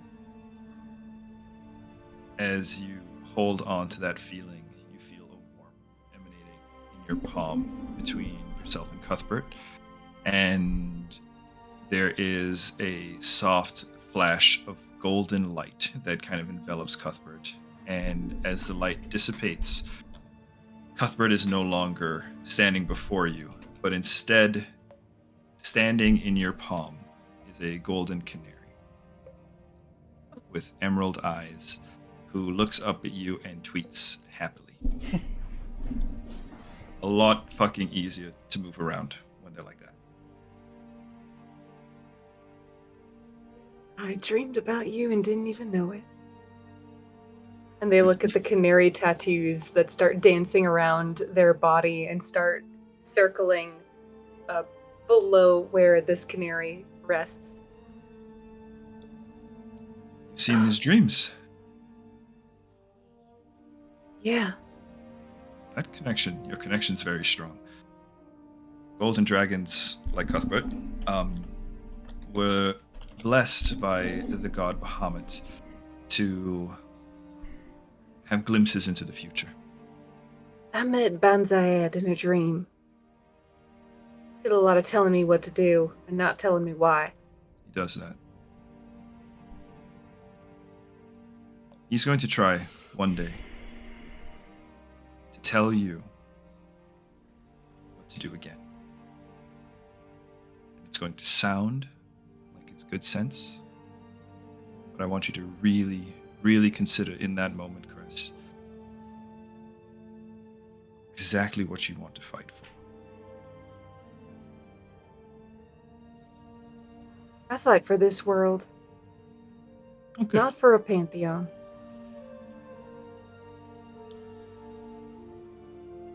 That's as it should be. As it should be. We should all just fight for the things we believe in, the ones we love.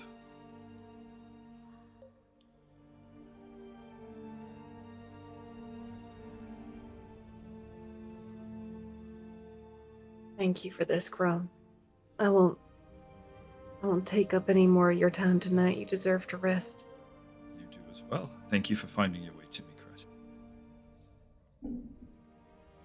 Thank you for accepting me as your family.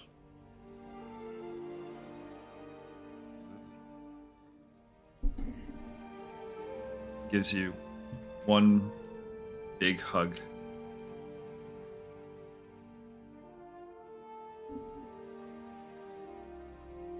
The bond between you and Cuthbert is very strong, Chris. Don't ever, when times are hard, rely on it. Okay? You've got friends. I can see you've got good friends. I do.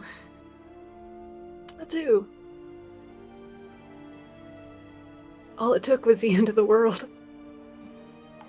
Yeah, it's funny how that works, huh? You know, just a year ago, points over, Daddy would kick me out of his inn. Did you deserve it?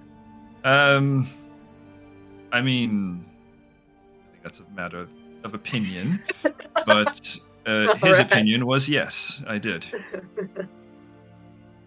Look at you now. Isn't it like you said? And then he kind of like looks back at Nixus. He says, I don't fully trust that one. Especially, I'll tell you, I trust them much less now after the interactions today.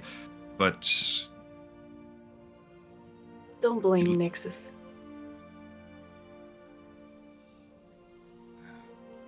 I can't imagine coming from the conquering host, trying to unlearn all of that bullshit, then being faced with something that you know it can destroy so much, so fast.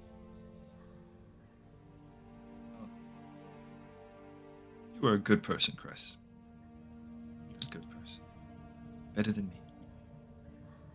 Yeah. Go to bed, Gron. That sounds like a great idea. You should do the same. Dex, you got first watch, love?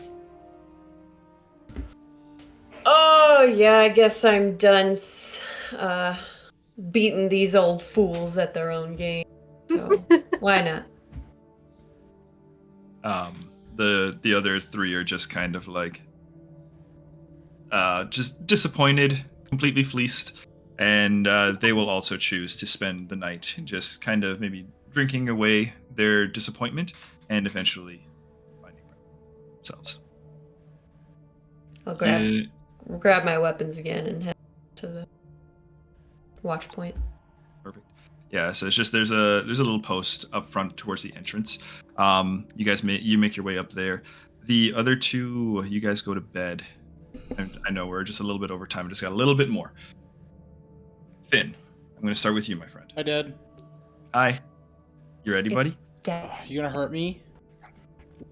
Yeah, I'll okay. s- Go fucking ahead. I've been such a good boy today. You have been a good And boy. You and have been a and very you're good like, all right, still, I'm taking off the belt. You need a spanking anyways. boy. Go ahead. This is why we're getting a divorce. Don't worry. Finn, do you? My question to you is, Finn, we left you watching this underground river. Yeah. Do you make it to bed, or do you think you fall asleep watching that?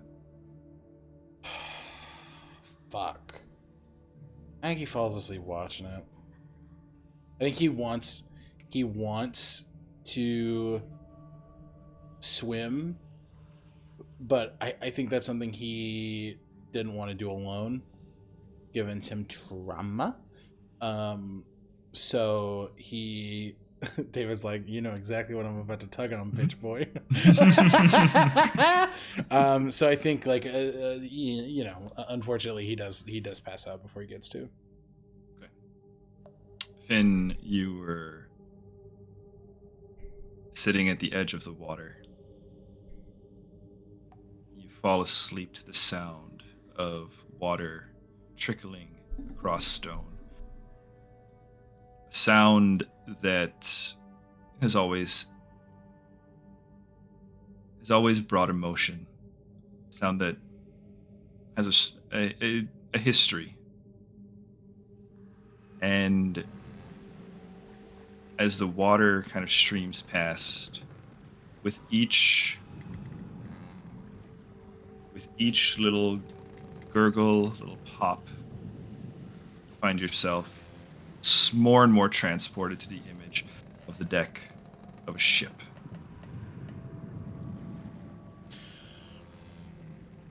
Finn, as you stand on the deck of this ship, you become aware of a presence. Turning around, you see before you, sitting in a crisscross applesauce kind of meditative seat. Don't fucking do this to me, you motherfucker. Is a large individual, larger than you, hunched over shoulders, heavy palms, and on the a mop of just like unkempt gray dreadlocks. And on the face, you see a single eye. You see an older Cyclops woman sitting on the deck of the ship. And as she opens the eye, the eyelid kind of peels back, and you feel yourself almost sucked in to that gaze. You feel it pulling at your heart, and you see a series of images fluttering before you.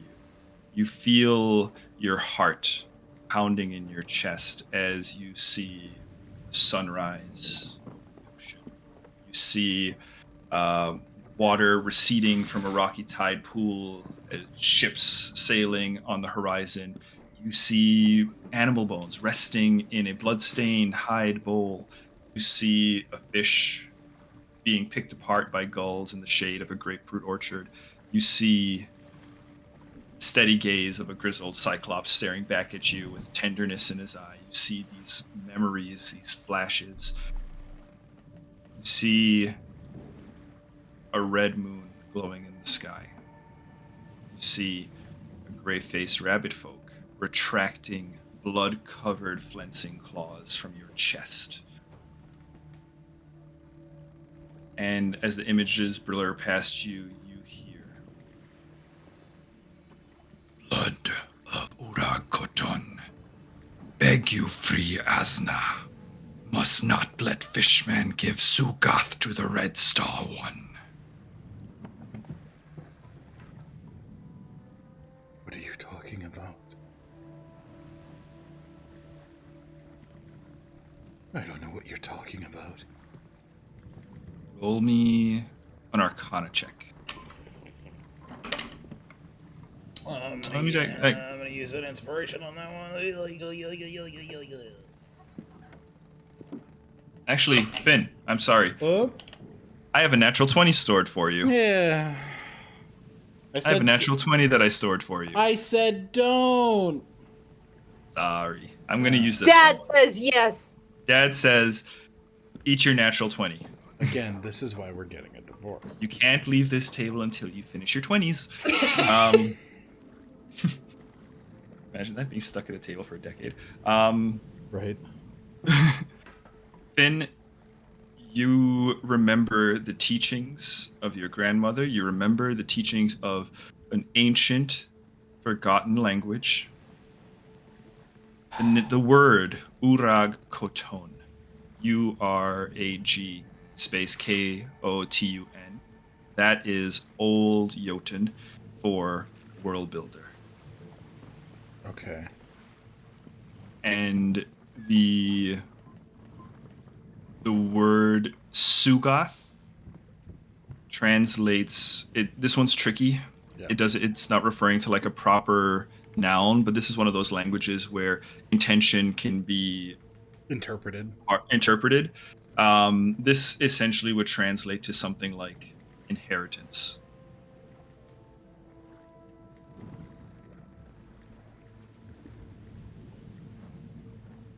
What do you mean?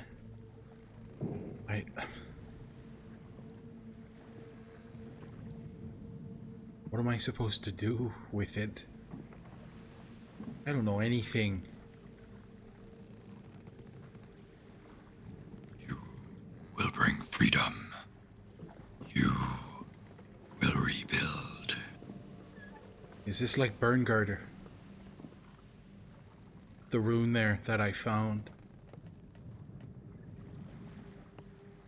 Was that you? You feel the dream begin to slip as your questions are asked. You feel the connection start to fray and break. And you hear one last time. Find me, free Asna, blood of the world builders. I'll do what I can. I'll always do what I can. I think Finn is just emotional. I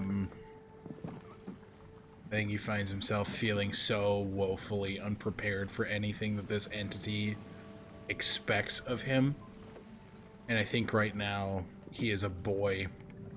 He's a teenager rowing a ship with his father. And that same sense of never being able to live up to the expectations of the Titan in front of him, be it an ancient Cyclops or the man who raised him. I think there is just the pushing down of any sort of self-doubt as Finn just sort of shakes awake. He looks down at the water that has continued to haunt him for a very long time. I'm very sorry, Alec. I have to do a slight interruption here. You cannot awaken. Right? Okay. Got it. I misunderstood. My apologies. No. You're fine. I wasn't anything that really became relevant until now. No. You can't awaken. You can watch. Absolutely, you can envision the water. Mm-hmm. Yeah. Absolutely. Perfect. He's just staring at it. Yeah.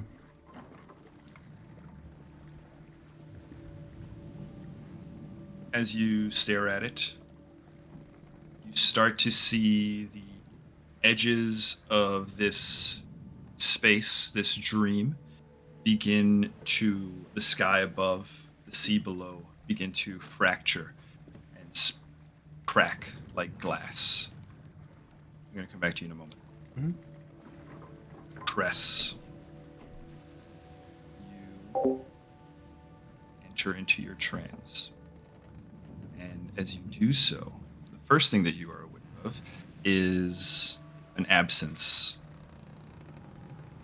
As you begin your lucid dreaming, as is easy for you. You are in your own dream, within your control, but Varen is not present. Did Varen say, it's been a while, did Varen say he was going to go looking for others? He was going to go look for memories. He was going to kind of delve deeper within himself for memories of Kirika.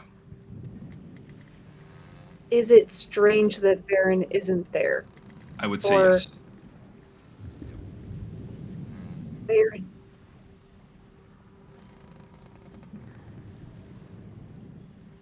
Varen, where are you? As Varen. your dreamscape, is it still beneath the surface of the ocean? The sea around you? Yes. Schools of fish swimming by? Sunlight glinting through the water. As you look around, the fish are passing, creatures of your dreams, your subconscious mind, right? Swimming peacefully through, but as you call out, no answer from Varen. What did I do? Is it because I asked Gron to be my brother? What did I do? Roll a wisdom check for me. Not a skill, just your d20 plus a wisdom modifier. 12. Okay. With a 12, you begin as you were asking these questions, as you were searching for answers, you can feel as though something is moving in the space beyond you. And it could be maybe the answers you seek. But every time you reach for it, it floats away, it drifts away. And as you turn, feeling that presence behind you again, you turn and you see another Azamar. This one with kind of a navy blue kind of hue to their skin. Seafoam green hair, kind of slicked back, almost, and a scar over kind of the left eye, kind of keeping it in a permanently kind of closed winking shape, right? And you see upon the back a sword similar to the one like Gron, similar to the one like Lukavir carried. And the individual says, "So, you're the one that Cuthbert chose, then?"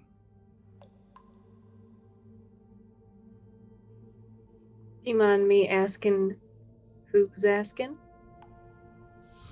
My name's Byfor.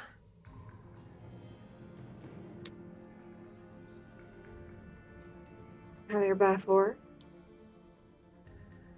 I am one of the Brotherhood of the Gilded Cannon, and we need Cuthbert for what comes next. He is refusing to leave without you. What comes next, Byfor? War. The last battle. Monarch is about to unleash its next attack. And our leader, Banzayed, has demanded that all the aspects of Tamarin be ready. Cuthbert's refusing to leave without you, so here I am. I need you to come with me. What does being ready mean? We need to prepare for an attack. Where is the attack? If you come with me, I'll show you. It's beyond this place. He kind of gestures to the dream around me. Is it in the material plane? Is it on Histaeria? No. somewhere far more sacred.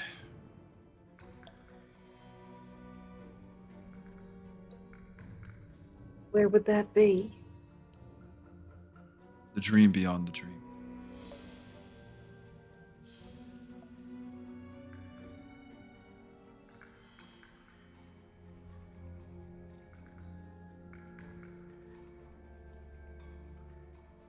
How is it that you will have every aspect of Tamarind there?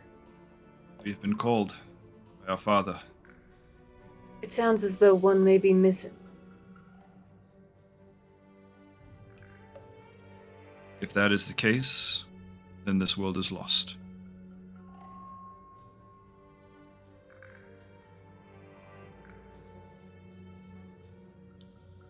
What happened to Gron's aspect?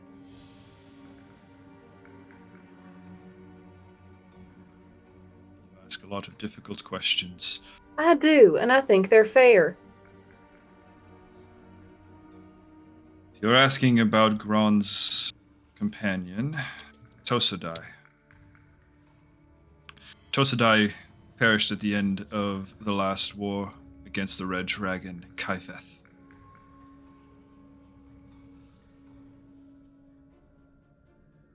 And through Tosadai's sacrifice, the rest of us were able to win the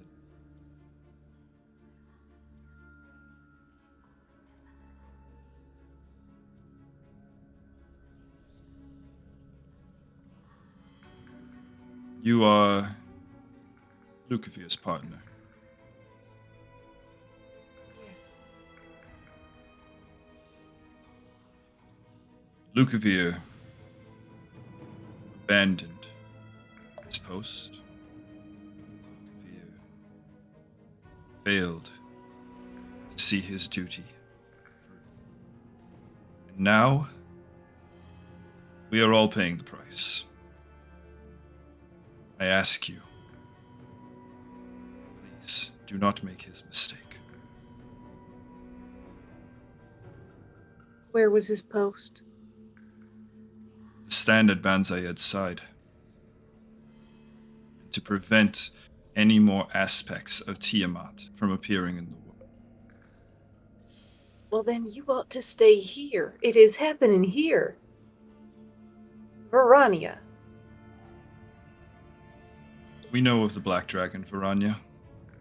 We will deal with her in time. But first, we must defend all of creation from the Monarch.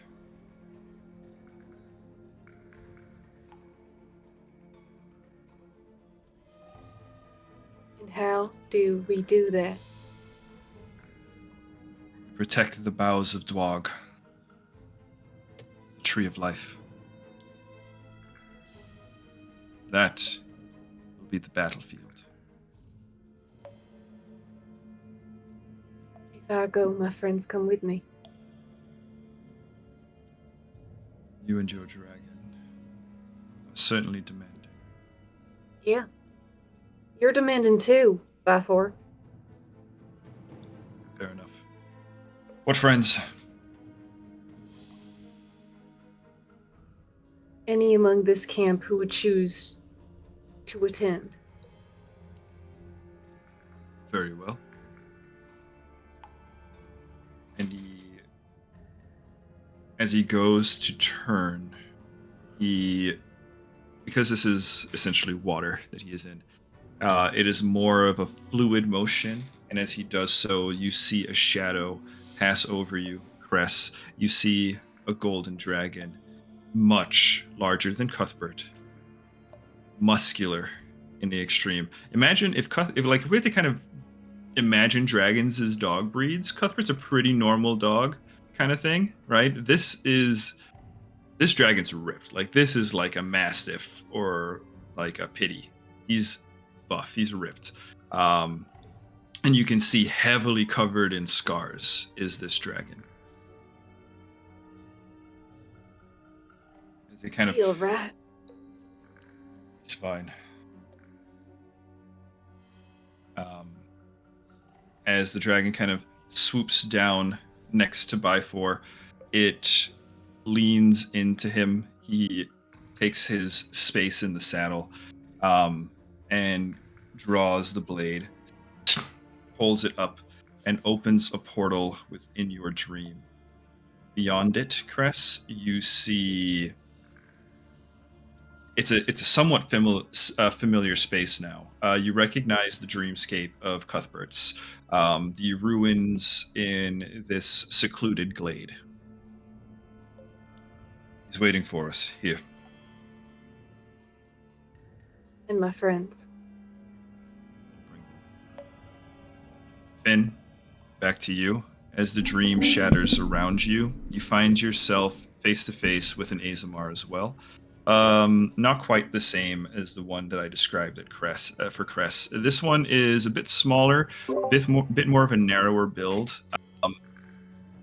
A very lean face, high cheekbones, bald, and is kind of sitting very casually on a barrel on the ship as the dream breaks around you, and he goes, "You've got friends that like you, friends that need you. You say, Who are you? name's Miri. Nice to meet you, Finn Reese." Rude, you know my name. I didn't know yours, but I'm at. They need me. Where? When? How? Who? Hi. Cuthbert, he's a little bit of a gossip when he is of the right mind. He has requested you if you'd join him. Well, if it's Cuthbert, then I know Cress will be gone, and I can't say no. Well, I should warn you, Mr. Reese, before you decide. You may not come back. That's not the point. The point is that you said someone needed help, and that someone is Cuthbert. And like I said earlier tonight, I feel comfortable and safe with Cress and Cuthbert, so I'm going. And I'm going to do what I can to help my friends in whatever way I can. We don't help people with the assurance that we're going to come back. That's never guaranteed, so take me where I need to go. Oh.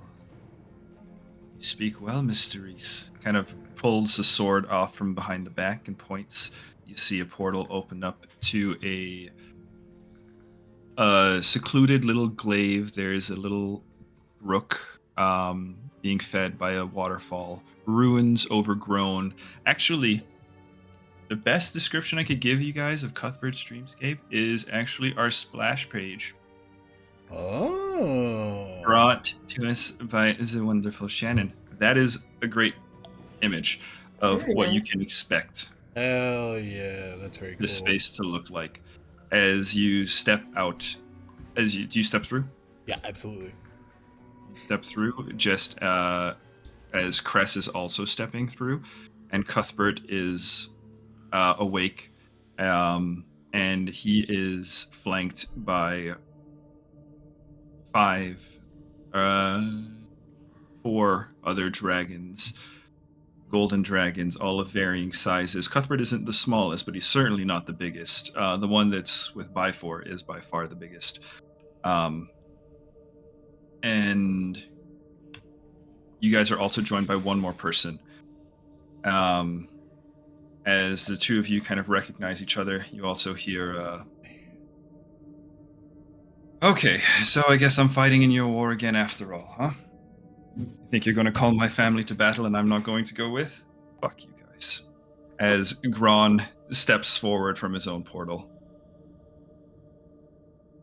The rest of them kind of look over and said, "Are you sure you, Byfor looks at him and goes, "Aren't you a little old to be fighting, Gron?" "Yeah, maybe, but I reckon I'd still do a fair bit better than the rest of you. And at least, other than the rest of you, I've got something actually worth fighting for. Something I believe in. Tell me, How is it being Banzai's sheep? The rest of them kind of shift uncomfortably. Not good. I'm sorry. Yeah. As Gron and you kind of share a chuckle. So this is to be it then? The last battle is what I'm hearing? Is a pretty pessimistic way of looking at it. Well, if we fail, then all is lost. But why don't we finish? Why don't we head over to the battlefield now that we're all gathered? Cuthbert, are you satisfied? Cuthbert looks to the three of you that have joined into this dream. And he goes, "Yep, I've got my family. Let's go."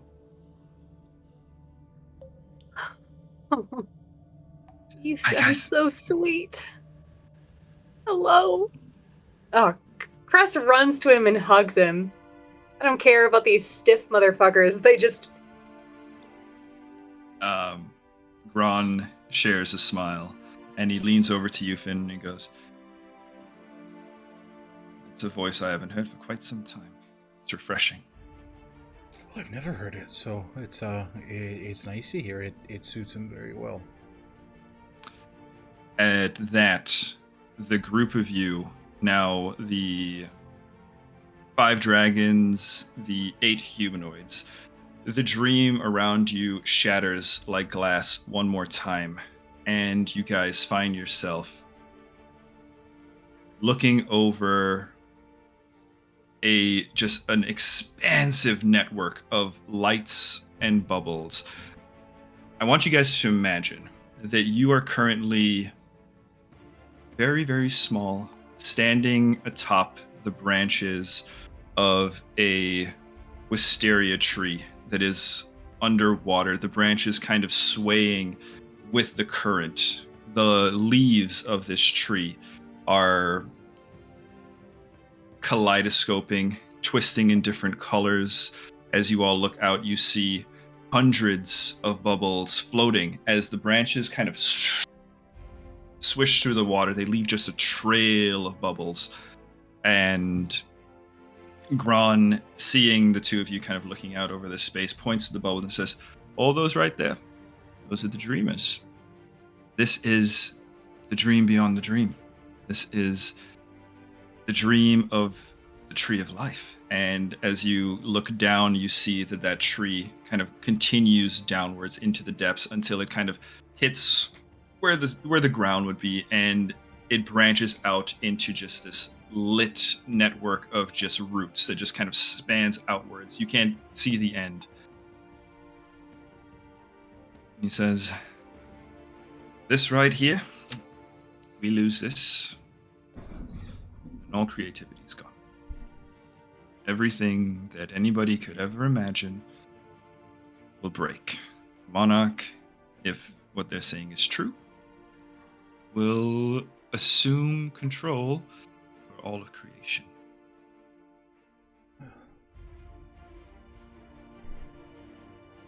Well then, we know what we have to do. You see a shadow pass over, and you see as you kind of like pan around behind following, you see one more golden dragon flying through the air, more swimming as it kind of glides across this like very fluid fluid space.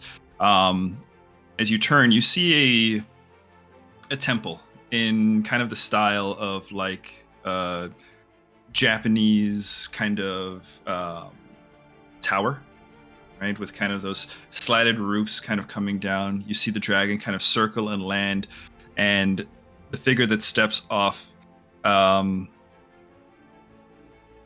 man with blonde hair, bound back in a braid, a heavy suit of armor and sword upon his back. Rugged expression, rugged face, rugged beard. Cress, you look over and you see a man that looks exactly like Luke. Step off of this dragon. What? And he looks at all of you gathered here. And he says, "So everybody's back then. All right. Let's do this." And that's where we are going to end our session here, Ah! and where we will pick up in October in person. Oh my Oh god! boy.